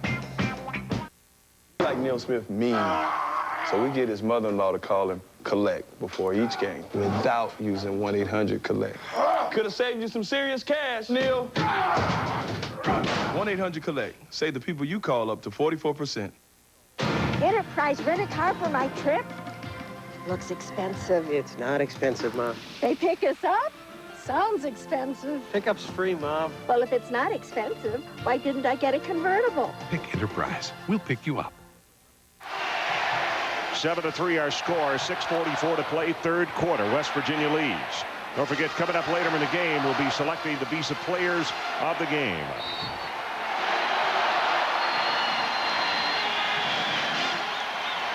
Well, the injuries continue. McMillan injured just a moment ago, the tailback of Miami. And also Logan, the cornerback for the Mountaineers, being worked on. They go straight ahead with Plants, the fullback. Burgess will put the wrap on him, but he's out to around the 21-yard line. Well, now that they're down to the third tailback, you want to get the ball to the fullback a little bit. Mark Plants on a little trap up inside. My fault. It was Anthony Green. It was 49 rather than 46. My miscall. They alternate them both in, Plants and Anthony Green, both freshmen, both about the same size, 6'2", 240 for Anthony Green. Actually, Anthony Green's father, Joe, played for Needham when he was at Bowling Green. Swoop, you can hear those quick stutter steps squeaking on that wet AstroTurf, and it's enough to maintain his footing and pick up the first down. Well, the coaches say he's not as fast as Amos Zaraway or Kerry Mott, but he's a strong runner. Alvin Swoop with the football. There's the move that you're talking about. Freezing the linebacker, Tony Coley, and then breaking outside, picking up about 3-4 more yards. Averaging almost 5 yards a carry, and of course scored the only touchdown in tonight's ball game.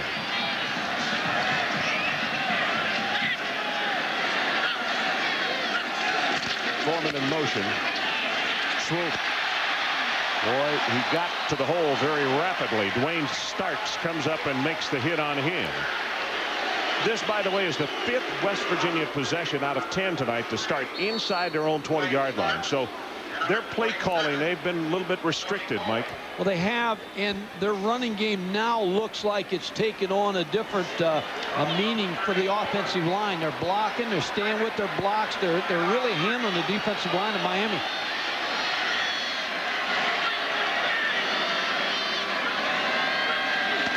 Second down and short. Swoop again, tripped up over his own lineman's foot. You can see him banging his hand on the turf. He was about to cut that thing back into the boundary.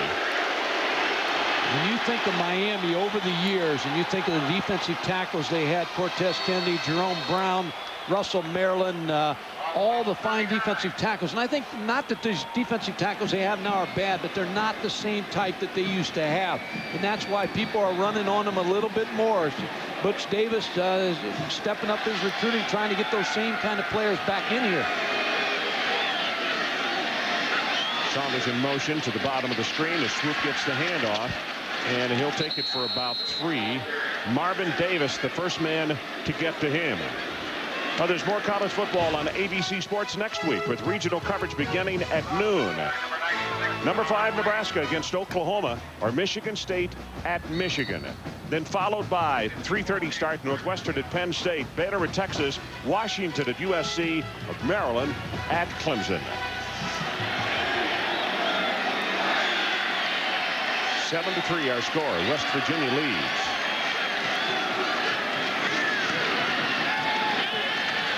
Johnson deep over the middle, incomplete. Foreman is the man that he wanted. It was too tall. Tremaine Mack was there. I like the call because you're running the football effectively. Good fake, but Tremaine Mack, number 3, was sitting in center field. There's the fake. Good fake by Chad Johnston. Now he's trying to go down to get the big play that either one of these teams have been able to get today. And both of these teams are accustomed to making the big play. Well, Miami especially. Miami's more of a big team offense, a big play offense than West Virginia. Only 30% on third down conversions tonight for the Mountaineers. Pressure from the outside. Johnston has to hurry, gets it away, and there's your first down. Number 6, David Saunders, the sophomore out of Palatine, Illinois. Ron Frank Burks, number 66, who's a backup offensive lineman, came out and blocked the defensive end from Miami and gave Chad Johnston. Number 66, you're going to see him come out, make the block on Kennard Lang, and that gave time to Chad Johnston to find David Saunders in front of Dwayne Starks. Okay. Good protection. So Burks with the big play there. Quick handoff inside. That's to Anthony Green.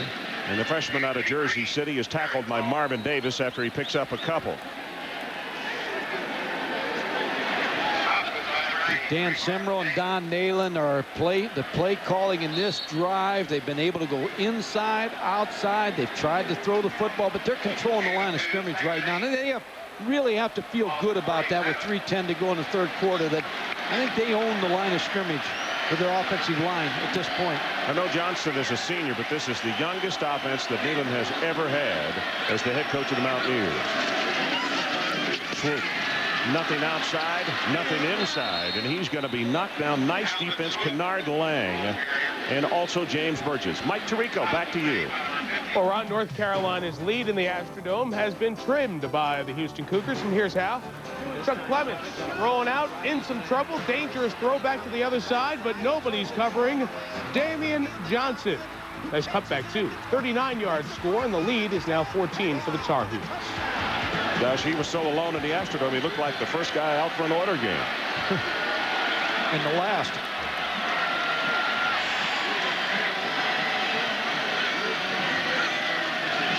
Third down. Good protection. Now it breaks down. Johnston's going to run. Has 5 yards. Not enough. Kenny Holmes finally got him. Well, you got to punt this football. Fans are starting to yell whether to go for the ball, but the way their defense is playing, I'd punt this football. And Holmes is still down. Twan Russell, 4 yards in front of him, also is still down.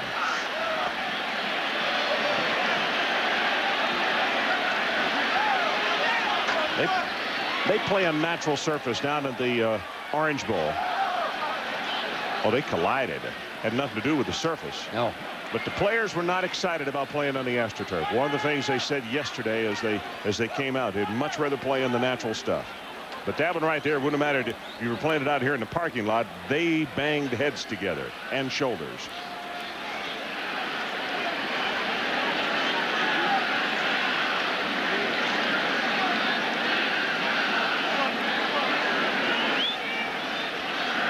Ron, the only loss they've had on AstroTurf since 1993 is to West Virginia.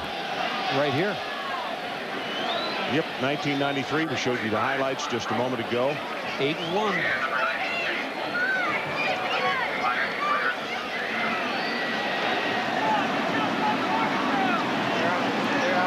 Twan Russell, and you can see he's in some pain, and he's showing that it is his left shoulder that he has stung. Kenny Holmes being helped off. When Kenny was on the ground, Mike, he was moving his fingers and his hand as though that he had a little stinger. He was trying to get the feeling back in there as well. They could have done the same thing to each other. Right, man. When I was talking about punting, even though you had 4th and 3 or 4, people were urging Don Nalen to go for it. The way your defense is playing, and the way Miami's offense is playing, and you got an injured quarterback, punt him in the hole. So Starks is back deep. We'll see if West can do just that. Paid off a moment ago. Kicked it deep.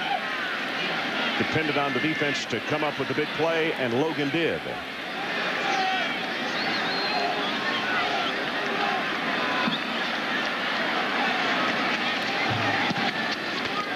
Good kick. In fact, this one may be too long. At the 1, and it goes into the end zone. Kellen Winslow, let's check in with you down on the sideline. Well, Ron and Mike, looking at the bowl game situation, we're here with Steve Earhart, executive director of the Liberty Bowl, played in Memphis, of course, here on ESPN. Steve, you're looking at a couple of teams tonight. That's right. We're going to get a great team out of the Big East. They have 4 outstanding teams. Syracuse and Virginia Tech both won big today, and then either one of these teams. So we'd be very pleased to have one of these teams representing the Big East in Memphis at the Liberty Bowl. And they would oppose who? The champion of Conference USA right now. Southern Miss is out front, but East Carolina's tough as well. All right, then back up to you guys. We're looking forward to that Liberty Bowl on ESPN. Down in Memphis.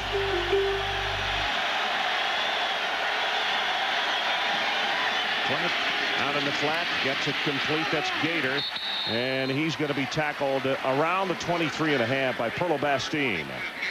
Well, here are the affiliations. First place, the Bowl Alliance, of course, in the Big East. Second place to the Gator. CarQuest gets the 3rd place team out of the Big East, and the 4th place will go to Memphis and the Liberty Bowl. Tell you what, that going to the Liberty Bowl is no picnic facing Southern Miss or East Carolina. Or East Carolina, either one. You're right. And you could have a Miami-East Carolina rematch.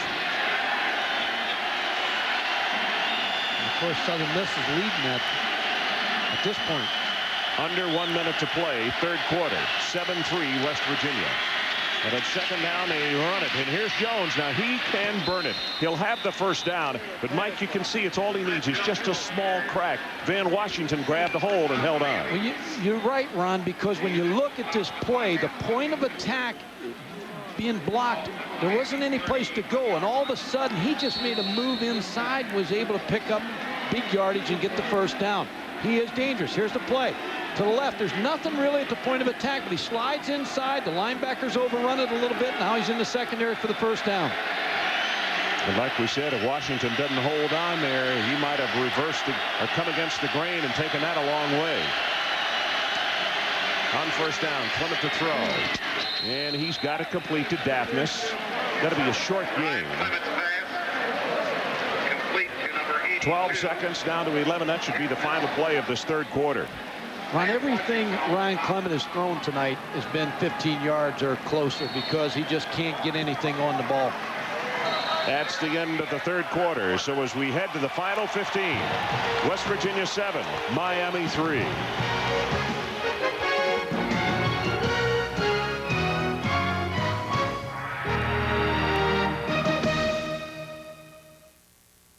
McDonald's new Crispy Chicken Deluxe. With an all-white meat breast filet, fresh lettuce, and tomato on a bakery soft roll. It's a grown-up reminder that you're never too old to drool. It's McDonald's with a grown-up taste.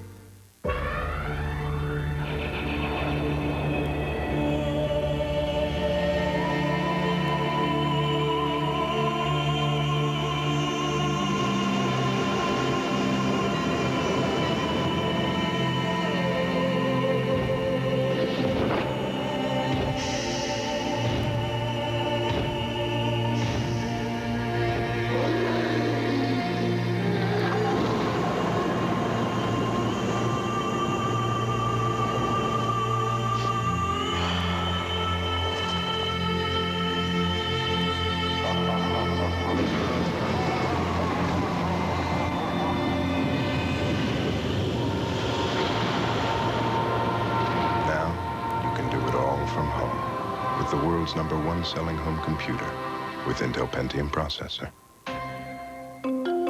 Packard Bell. Wouldn't you rather be at home?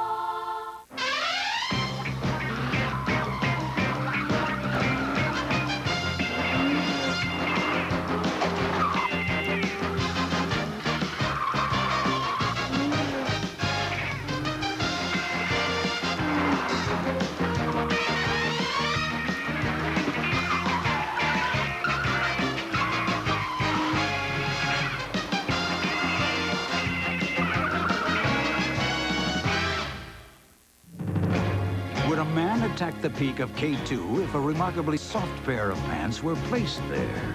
Would a man tread the lip of a volcano for pants that were pure cotton yet wrinkle-free? Would a man brave the trackless Sahara for pants that were suitable for work and play? A man would, if he were a fool, because he could go to the store and say, yes, I'd like to try on the ultimate pant, new by Hager. Besides, your wife won't let you go to the Sahara anyway. Introducing McDonald's Deluxe Sandwiches. They're new, they're big, with fresh toppings and a bakery soft roll. The average adult has over 8,000 taste buds. Get ready to use them all. It's McDonald's with a grown-up taste. So the fourth quarter is here. 7-3, West Virginia leads. And our guys are bundled up and doing their usual good job. The rain has stopped, thank goodness. Now the temperature drops down into the 40s. Blitz coming from the outside and almost picked off. #1, Van Washington cutting over in front. If he's healthy, he makes that completion, though. He just can't get enough on it with his shoulder and that harness. He can't throw it hard enough to make that completion. And he's healthy, it's completion. I'm sorry. Yatil Green is now shaken up. He is hobbled back to the huddle. He would not go to the sideline. See, he's so restricted with his left arm, he can't get any movement in that harness to try to open up and throw that football. Yatil stays in the ball game. 2 of 10 on third down conversions. And now Clement says, let's call a timeout and talk this one over. 5 of 20, 49 yards and the 1 interception. And Miami calls the timeout. We'll take it with him.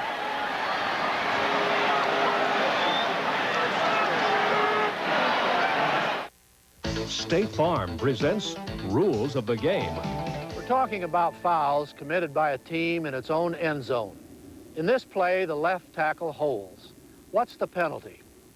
Mike Klein's been my State Farm agent for 9 years, and he's been a coach in the community for 3.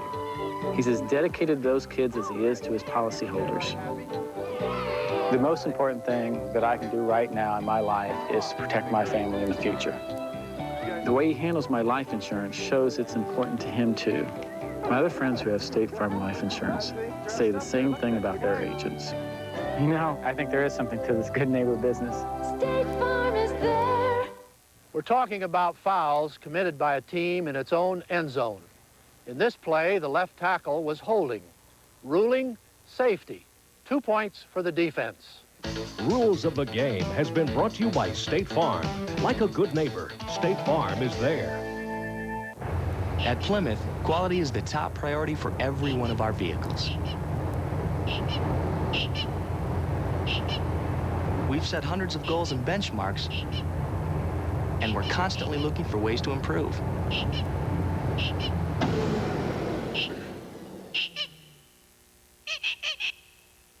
Because our goal is to provide the highest quality in every vehicle we build.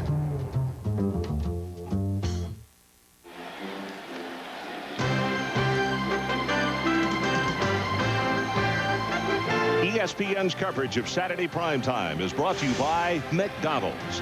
Have you had your break today?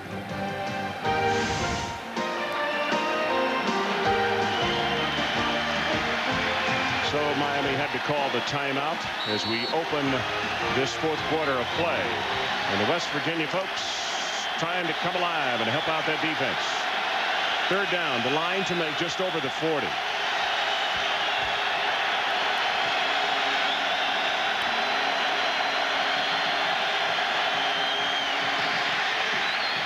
Clement got it complete at the 49 to Yatil Green. They handled Canute Curtis. That was the start of the play. They gave Ryan Clement time. Yatil Green, you expect him to make the play. They made the adjustment. They went doubled him. They blocked him with a tackle and then picked him up with a running back. Yatil Green on a slant pattern made the catch, cradled the ball in front of Charles Fisher, number 4, the defensive back. Big play for Ryan Clement. Trent Jones, nothing. And again, you could see Clement having to hand the ball off across his body, not able to go because of the injured shoulder with the other hand. Henry Slay's a load too, Ronnie. 6'2", 290, right up the field. Faced Trent Jones, no place to run. Loss of 3 in the play.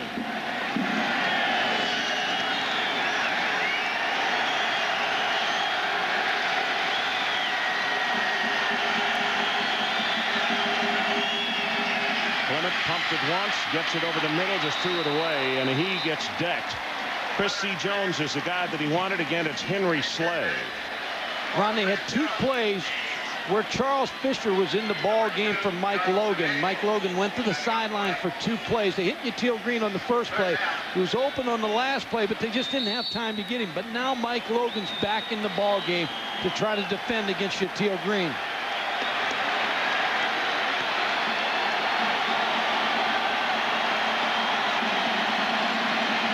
Third down.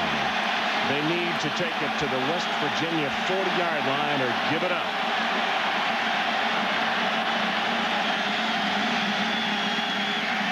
Clement deep over the middle, almost intercepted as it got batted between Washington and John Hadley, and Hadley almost came away with the pick. Ron, they had 4 defensive players in the area where Ryan Clement was trying to throw the football. Here's Van Washington, number 1, right here. Going to sit him right in the hole right there. He's looking for a crossing route.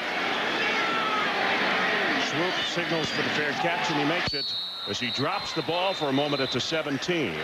It's a 37-yard kick. Mike Tirico, let's go back to you. And Ron, we'll take it back to Berkeley. It looks like it may be back-to-back losses for Cal. Cade McNown has a very good second half going.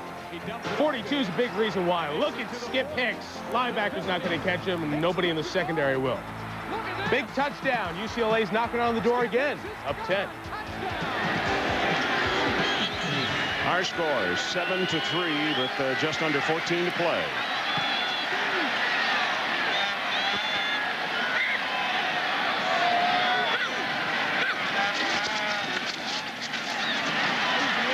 Plants bounces off the first tackler and then comes back to the 15, so that's going to be a loss of 1. Twan Russell back in the ball game, makes the stop. The thinking now, Ron, is Bill Miller, defensive coordinator, knows his offense is struggling in Miami.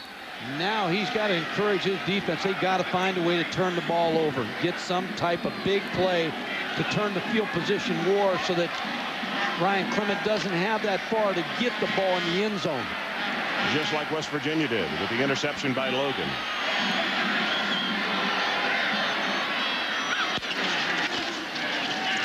Johnston play fake. Going deep. And it's overthrown. And he had one-on-one coverage and maybe about a step. We'll catch the NFL Countdown tomorrow as Boomer and the boys start your NFL day off just right. Jimmy Johnson faces his old team, the Dallas Cowboys.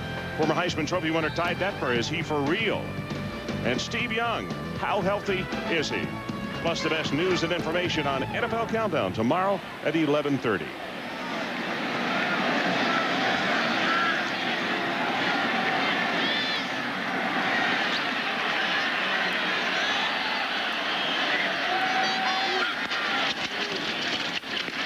Draw play, swoop to the 29-yard line. Well, that's not going to make Butch Davis very happy. You got him at 3rd and 12. You expect to draw a play, and still they pop it. And Alvin Swoop, the third tailback, gets the first down. Trent Jones and Alvin Swoop possess a lot of the same qualities, and I think Jones is faster, but Swoop, he's not going to stay in the same place very long. They make you miss. Tells you a little bit about the depth of West Virginia. That's why they're undefeated. They've got depth that they can go to the third tailback and still play very well against an excellent defense in Miami.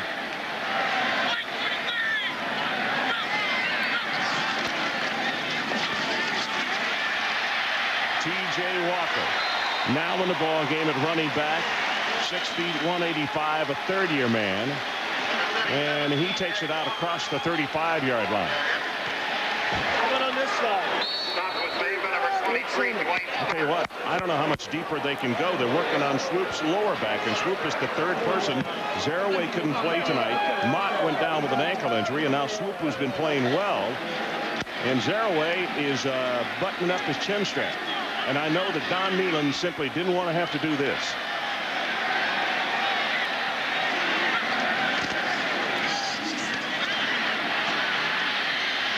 This running play is going to go for -3. Earl Little comes up to make the tackle. As you see Zaraway trying to make cuts and get that turf toe warmed up. Ron, the decision tonight that Don Nehlen had was whether to play Amos Zaraway. They said that he may be able to play, but if you have a turf toe, and Kellen Winslow has had one, and maybe he can tell a little bit more about it, but they do not want to lose him for the Syracuse game, Virginia Tech, and Rutgers game a little bit later. So they didn't want to play him tonight, and I don't think they'll put him in the ball game. If T.J. Walker does anything in this game, I don't think they'll go with him. Kellen, you've had a turf toe, and you know how tough it is, and if you keep hurting it, he's going to miss that Syracuse, Rutgers, and Virginia Tech game, right? Yeah, he is. It's nothing but the big toe gets jammed into the shoe on AstroTurf. Is a very prominent injury. To this day, I still have problems with that right big toe when it gets cold. That's why I have 2 pairs of socks on tonight, because that turf toe still bothers you at this late age in your life. But they want to bring him along slowly, give him plenty of time to heal. Marshall Faulk in NFL got one back in September, just came back last week from that turf toe injury. So they're going to be very careful with Amos. Booker Pickett limped off the field, injured for Miami. And then they give it to Mark Plants.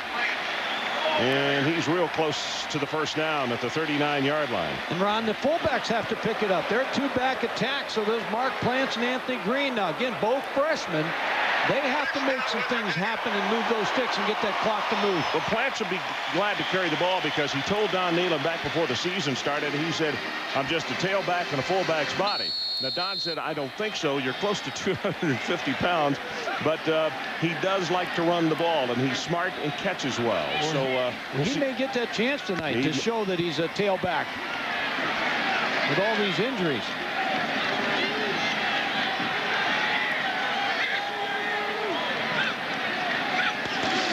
First down, they give it to him again. Bounces off the first tackler, will not get by the second wave. James Burgess heads that defensive group, and also Kenny Holmes. And we see number 24, Swoops, coming back into the lineup. Let's make it one swoop, not plural. T.J. Walker did exactly what he needed to do. He gave some time so Alvin Swoop could go to the sideline, get taken care of, and back in the ball game. And I think Zaraway would be an absolute final resort, because I just don't think Don Nehlen wants to take a chance on losing him for the rest of the year. No, they'll need him next week against Syracuse.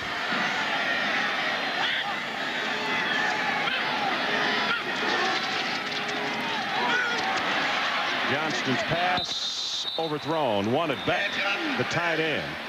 Miami defense did beautifully. Tony Coley was the defensive linebacker that read the tight end. Anthony Beck coming off the line of scrimmage. Kennard Lang with good pressure on the play. Clock is stopped. 10:02 to play. West Virginia 7, Miami 3. Total yardage. This West Virginia defense, which ranks in the top 3 in 4 different categories defensively, has held Miami to only 127 total yards. Ron, I try to get the ball to David Saunders. He's down the field, just try to air it out a little bit. He is gifted. There's no question about that. Out in the flat, and that's who they went to, and Saunders makes the catch at the 46. Earl Little is right there to put the play on him. Punt the football again. Turn it back over to your defense. Just what he's going to do as Brian West comes out. Looks like again Dwayne Starks will be back in a single safety. And Miami does not crowd the line of scrimmage. Looks as though they're going to set the return on this one.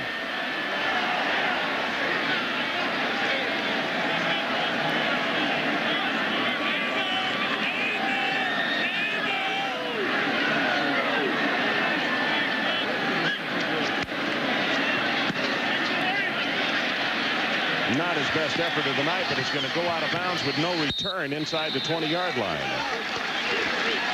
34 yards in the kick. So let's take a break. Offense talks it over on the sideline. We'll be right back. Just up from 40 Deuce and Dream Street, there's a joint that jumps with solid swinging and hep-cat scat. Where the Heidi-Ho Man and the Godfather of Soul hit the high notes with every cool in the pool.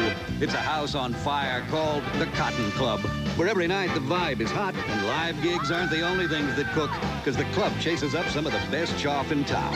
So if you're hip to the scene, grab some threads and bring your Visa card, because the club jives and jukes at a shake, but never with American Express. Visa, it's everywhere you want to be. Tender grilled chicken, fresh lettuce and tomato, a bakery soft roll.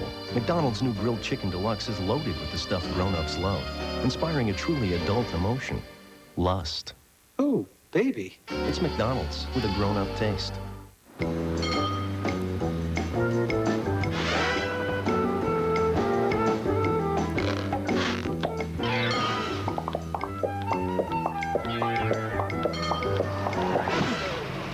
With its second sliding door, easy out-roller seats, plus air conditioning and 7 passenger seating, all for a great price. The Plymouth Voyager is pretty attractive. A blade can leave you feeling irritated. What would possess it to do that? Introducing the Norelco Reflex Action Razor. A great shave with less irritation than blades. The Noles head to Atlanta. Florida State, Georgia Tech at 7. Saturday primetime. Next week on ESPN. You might want to hit the fact that they've redshirted him. West Virginia leads 7-3. We have a 9:09 left to play in our ball game.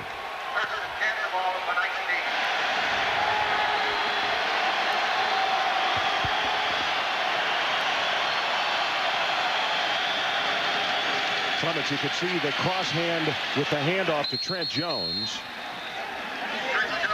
Washington and Thornton combining on the stop. And Ron, with Ryan Clement injured, we were just talking in the break about Steve Kelly is the backup tonight, but he's a red shirt that they want to get through the season. They don't want to use him. He's been on the scout team. They want to get him a red shirt year. And he's the real backup tonight because of Scott Covington's situation, which we'll talk about here in a little bit. But they don't want to play Steve Kelly. That's why Ryan Clement's still in the ballgame.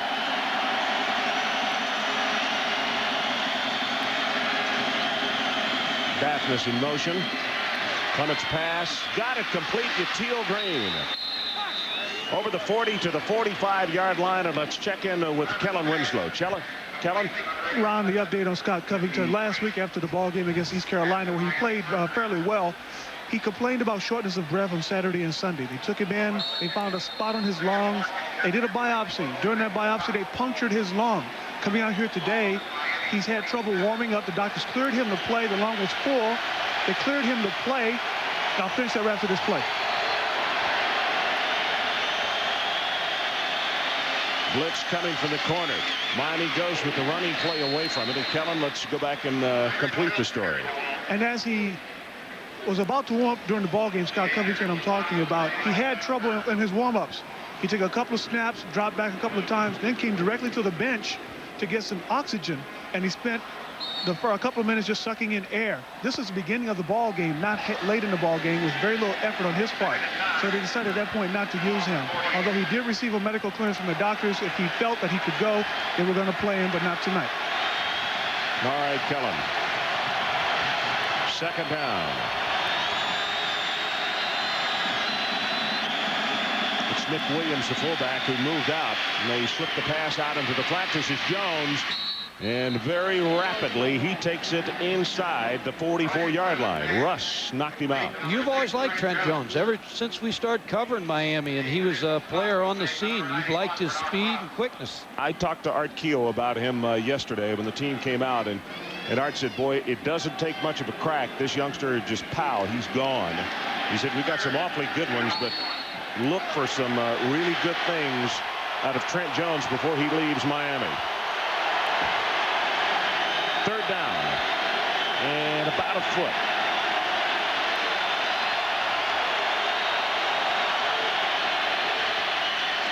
Straight ahead. Henry Slay with the defensive play. Now, hard to tell from where the linesmen have come in, but it is very, very close. Didn't make it, but I think they got to go for this, Ron. Even though there's 7 minutes still left, I think you've got to go for this. Ryan Clement has gained a lot of respect from his football team tonight because of the effort he has given in this ball game. Butch Davis is going to take some time to think about the play he wants to call. Shovel take it with him. 7-3. West Virginia decision time for Butch. There always seems to be one league that's better than the other. In football, you have the NFC and the AFC. In baseball, there's the National League and the American League. Well, in the car business, there's Ed Bozart and everyone else. Ed Bozart has built a winning team by providing you with very convenient locations, a huge inventory of new and used cars and trucks, award-winning service, and giant parts departments. Ed Bozart is the winner in the car business. Choose Ed Bozart, and you'll win too. The trucks stop here. The Gilpin Hotel Casino is giving away a truck a week. Every week for 10 weeks, the Gilpin is giving away a new truck. Come to the Gilpin any Sunday, and you could drive away in a new Ford Ranger, courtesy of Phil Long Ford. The trucks stop here is brought to you by Phil Long Ford and the Gilpin Hotel Casino.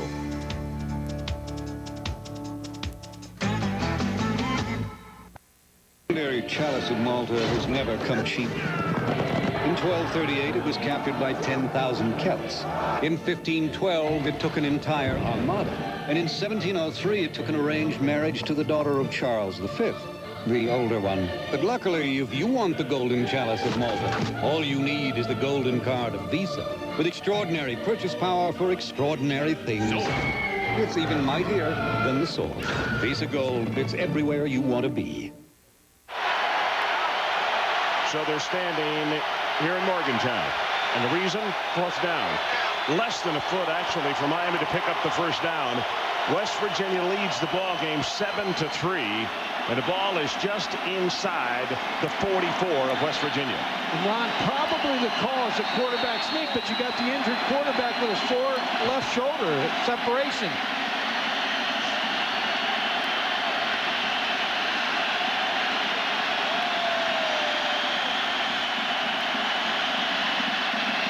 Jones, he's got it. Van Washington made to stop on him. That's so funny to see Clement cross over, handing the ball up, because he can't do it with the banged up shoulder with the other hand. He just hands it across the body, and they have handled it well. He has not fumbled the football tonight. He's been able to take the snap. You see the right hand being able to just get the ball to Trent Jones as deep as he can.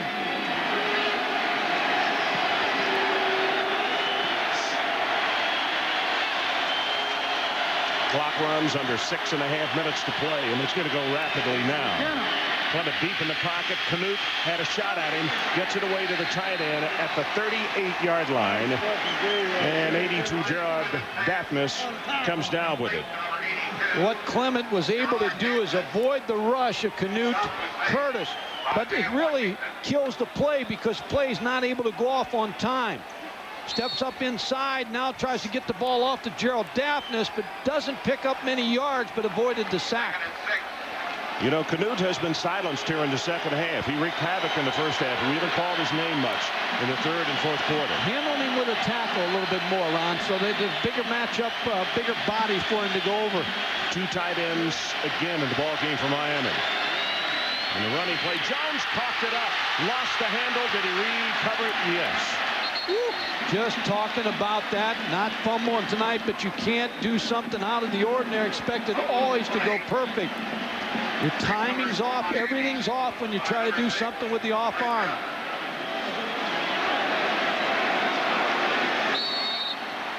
He just didn't get a good handle on it. 3rd down, 12. The line to make, the West Virginia 32.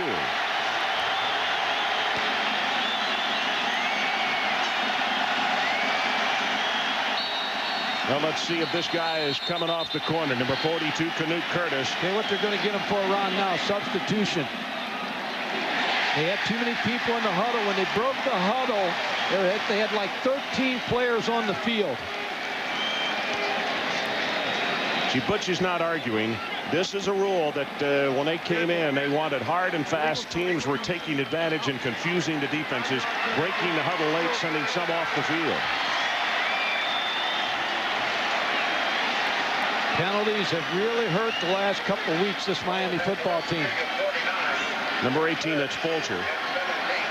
Mandrell Fulcher, freshman out of Coffeyville, Kansas, a tight end, number 18. You might look for him. Former wide receiver, plays at a tight end and runs extremely well.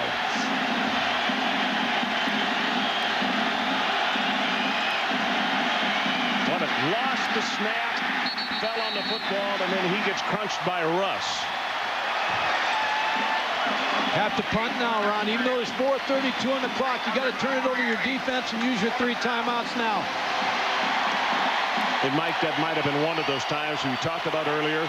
Him trying to stay in a little longer to make sure he had the snap. He wanted to get it out as quickly as possible, and he just came a little too quickly. Yeah, I think, Ron, I also might say, I think Miami has 1 timeout left. So still have to turn it over to your defense. Well, they're going to be in great shape here defensively as Miami. That ball goes dead at the 7-yard line. And let's check in with Kellen down on the sideline. Kellen? Well, Ron and Mike, we talked about in the beginning of the ball game that Clement with his shoulder, how he's going to have to stand there a little bit longer. This time, like he leaned back a little bit, just never got full control of the ball. Looking downfield, maybe he blocked out the shoulder for a second. Him and KC just did not coordinate on that one. KC expected him to ride a little bit. Clement pulled out while he was looking downfield. It was bound to happen. Kellen, it looked like the ball hit deep in the pocket of the quarterback. I don't know that the snap was clean. I'm not so sure that it wasn't the center's problem there. Yeah, but we knew it was going to happen tonight.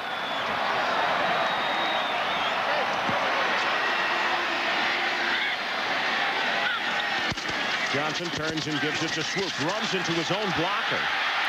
Cuts it back up into the middle, and I can't believe he made positive yardage out of that. He takes it to the 11. Twan Russell finally put a stop on him. And now you tell your offense right now, it's this ball game's to your offensive line now, because a couple first downs here and this baby's over. Alvin Swoop just ran in the back of his offensive lineman, had enough presence to work up the field, and still made positive yards on it. Twan Russell made the tackle, but now you talk in terms of 2 first downs, you got to win. Clock running now under 3:30 to play.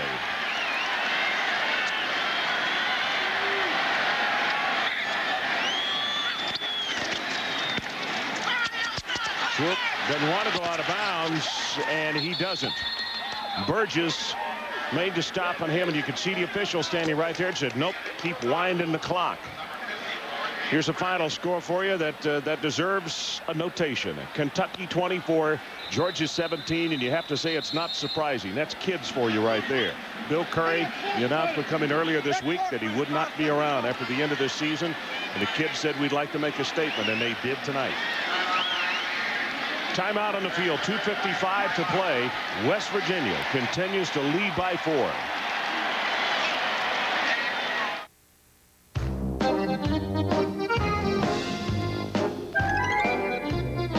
Introducing the Plymouth Neon Espresso and Espresso Coupe.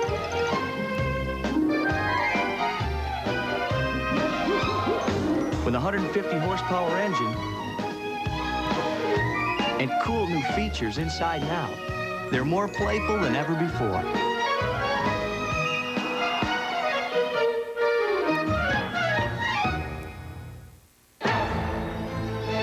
It's equal parts sweat and steel. It's decisions made in the split of a second. And pain endured for the length of a day. And at the finish, you're either toasting victory or getting set to do it all over again next week. It's auto racing, the way we do it on the Miller team.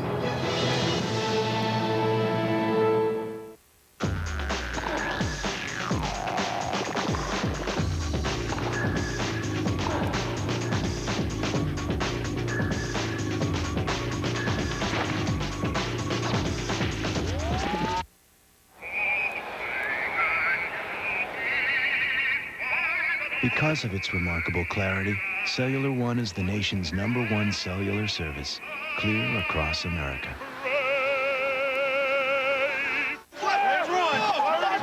7-3 Miami, just under 3 minutes to play. Coming up next, immediately following our game, the Residence Inn College Football Scoreboard. The top stories, Northwestern and more magic today. It happened today with 62 seconds left.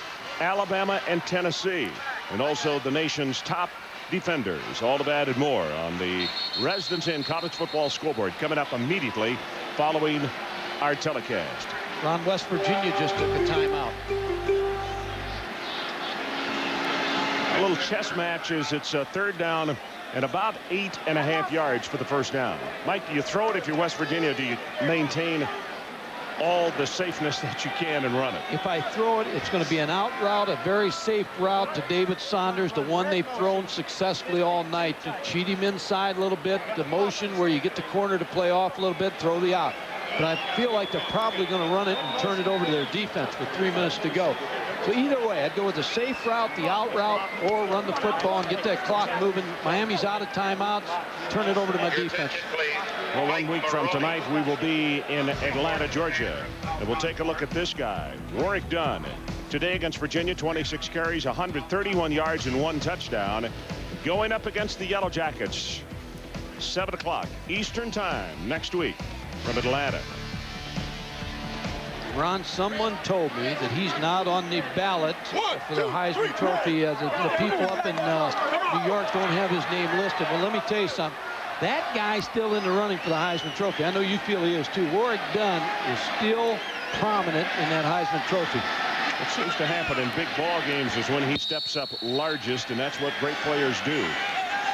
Right now, a couple of guys on this defensive front that have good reputations, Kenny Holmes and Kennard Lang, have got to step up big to get the football back for their offense. 3 minutes exactly left in our ball game. Johnston, draw play. Swoop, 5, 10, forget it. First down, they move the change, and over on the Miami sideline, all they can do is kind of pace and say, what now? It will take a miracle. Well, the draw play. Again, you got penetration by the 2 defensive ends. The tackles roaring up the field. Dan Semro, play selection. The offensive coordinator, second half, 21 rushes. They controlled the ball on the ground, 10 passes. But remember, the turnover was big. Mike Logan's interception gave them the field position to play this way in the second half. Yep, it took the defense to set up the offense. You're exactly right. Field position all night. The turnover was the big play of the ball game. Swoop again, nothing outside. He'll cut it back up inside. Ball is loose. You could see everybody jumping around. The officials say, nope, it stays here. Fortney down in the bottom of the stack. One of the first men there to make the hit. And you practice and practice about running against 11 people now in the football game because everybody knows you're going to run the football. So everybody, Miami's up there. Miami's teaching their players to pull the ball out right now. That's what he was just hollering to Kennard Lang. Strip the ball, strip the ball. That's what they've got to do, and that ball came out. That was a fumble. Now they'll keep trying. Now, if you're West Virginia, Don Nalen teaches his team, run the football and stay on the ground as long as you can. Let that clock tick. I think it was Pukinis who got on it. swoop. Not much there. He'll go down. Michael Loston on top of him.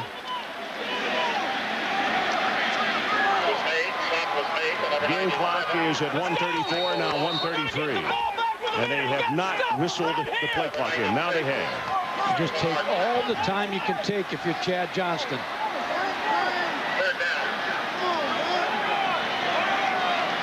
Miami cannot stop this clock.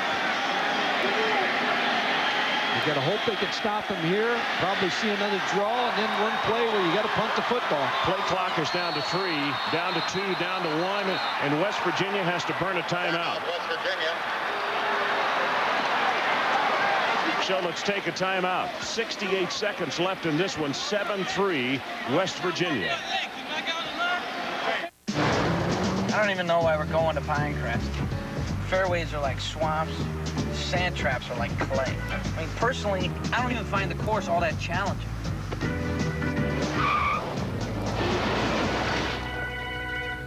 What do you want? Pebble Beach? Yeah. Kelly Springfield tires are designed to go a long way. So go. Get every mile you can out of life. You know it's going to be a 10-hour drive. Good thing weekends are 2 days. Computers in Silicon Valley have a model number on them, and that's it. At Gateway 2000, our custom-built computers are treated a little differently. That's because every system we build has a name attached. Connie Kramer, Connie from New Jersey. This is your computer, and it's on television. Gateway computers feature the Intel Pentium processor. And the only way to get them is to call 1-800-GATEWAY. You get a friend in the business, give us a call.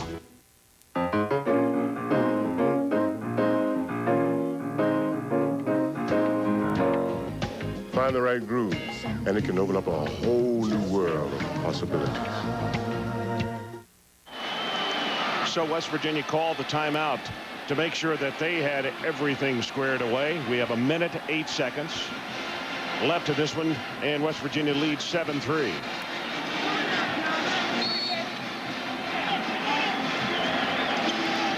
Miami looks for the stop. And then they got to turn their specialist loose to see if they can get a block of the punt.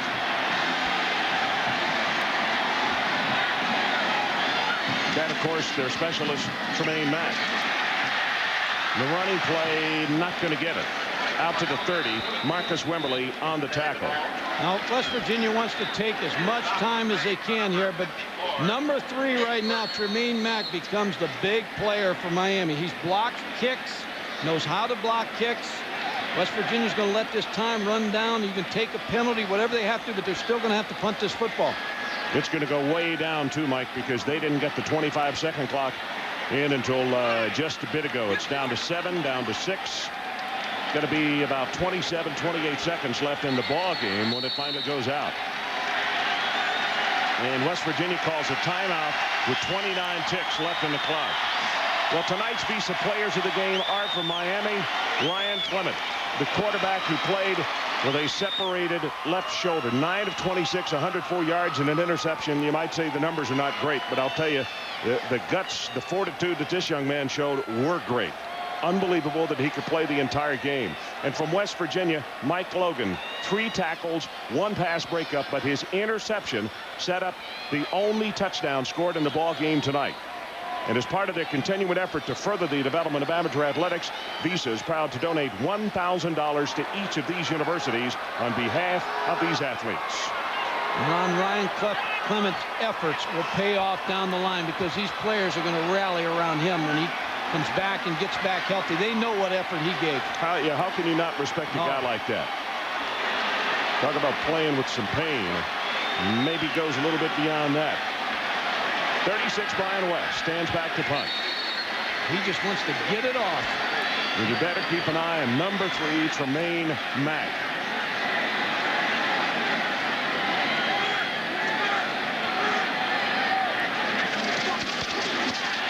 He got it.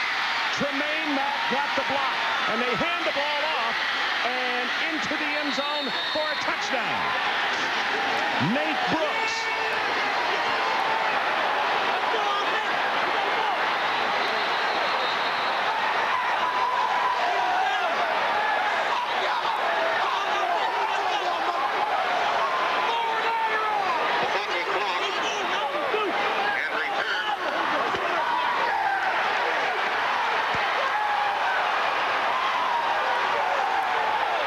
It is a touchdown. Unsportsmanlike conduct has been called against Miami for celebration after the play. But the most important thing, if you are the Miami Hurricane and their coaching staff, they are on top 9-7 with the punt block. And I mean, this place has been stunned. You cannot hear anything.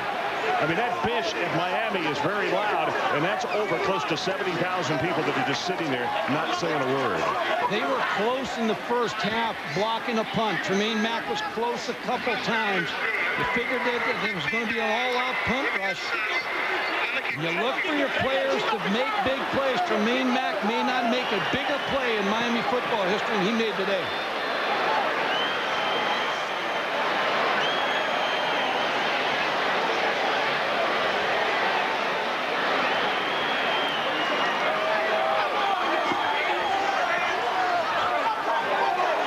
Stunned silence here in Morgantown.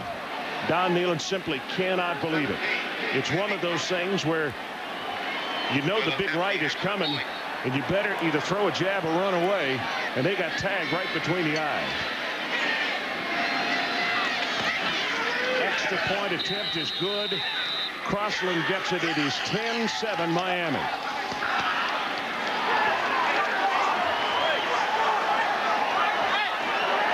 Just the heart of this football team's been ripped out by number 3, Tremaine Mack. Number 3, Tremaine Mack is going to come in, block this punt. And now again, smart, intelligent play. Push, lays out, takes the ball off the foot of the kicker. Then the ball's up for grabs. Smart play there also. Getting the football to Brooks for the touchdown. Brooks takes it in for the touchdown, and again on the outside, you see Saunders trying to block on him, and he simply, Saunders didn't think taking that angle that he could possibly get there, and he did. Special teams, so big every football game.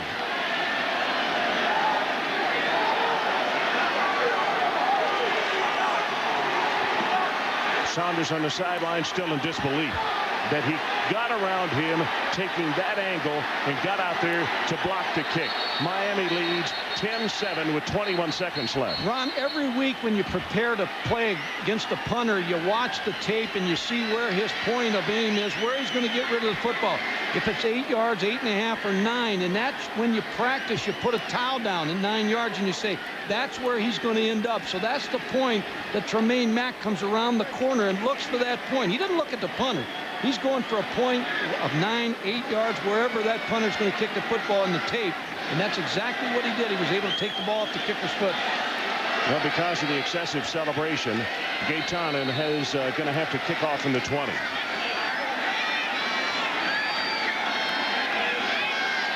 West Virginia has to try to get one play and get some type of long field goal here.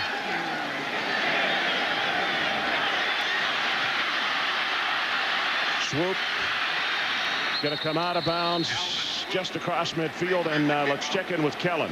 Well, Ron and Mike, you're talking about that block by Mack, who, by the way, is one of the best athletes on Miami's team. But watch number 24 right next to him reach out and grab David Saunders, trying to hold him back from getting outside to Saunders. A well-designed play, often ran by many teams in college, pro, and high school. Miami ran into effectiveness.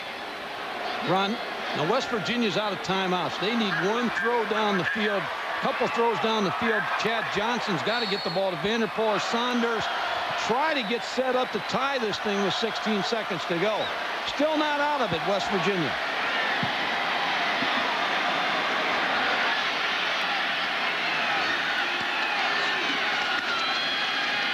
Johnston's pass at the far sideline got him open, overthrown. 11 seconds left. Tremaine outworking again, ironically, against Saunders, who the pass was intended for. Mountaineer just has come out of this place. I mean, this was just a one play in this ball game.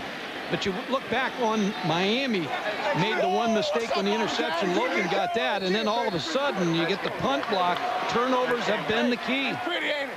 We got 11 seconds. We got 11 seconds. Come on, dude. And Ryan Clement knows it's not over till it's over.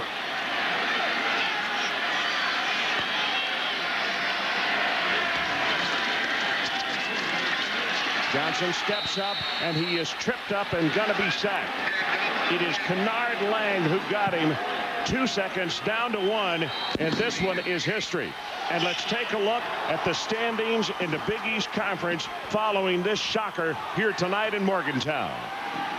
Syracuse undefeated, Miami undefeated, Virginia Tech and West Virginia with 1 loss each.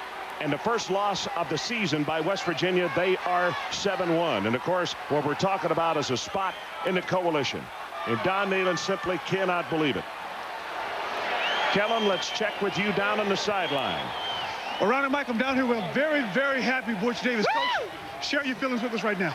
Oh, Kellen, there's no words to describe how proud I am for these kids to compete the way they did today, to bounce back after 2 weeks of just adversity, and those kids laid it on the line. They spilled their guts to win this game tonight. Ryan Clement, that quarterback, bad shoulder, goes all the way for you.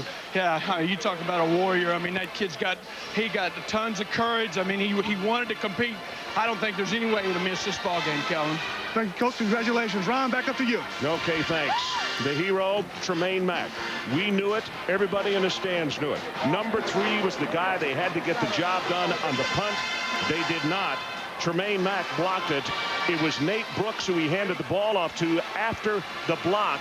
Nate took it in for the touchdown, and West Virginia is stunned. 10-7 after holding Miami to only 162 total yards on the night. Well, now for Mike Gottfried and Kellen Winslow, Ron Franklin saying so long. This has been a presentation of ESPN, the worldwide leader in sports.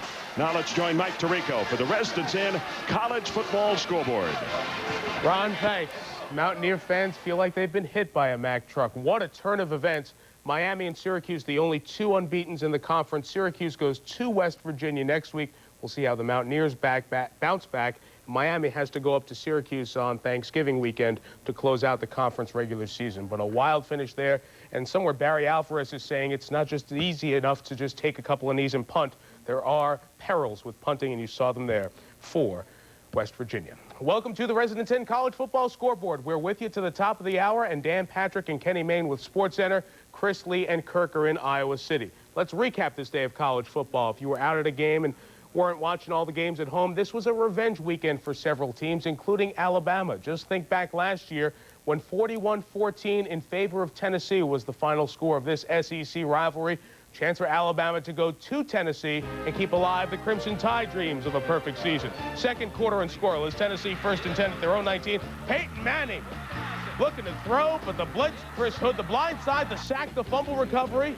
Alabama couldn't punch it in for a touch. It's a 3-0 lead. Alabama now up 3-0 in the third. Freddie Kitchens flushed up top to Marcel West. 40-yard touchdown, 10-0 Alabama. The lead is 13-0 Crimson Tide in the third quarter. Manning to Joey Kent. 54 yards, touchdown. Tennessee missed a field goal, an extra point later, so it's just a 13-6 game. Now fourth quarter, Jay Graham. They give him the touchdown that ties the game at 13. Then the big play of the game is Graham breaks down the sidelines. 79 yards for the touchdown. Alabama had a 13-0 lead. Tennessee comes back to take a 20-13 lead.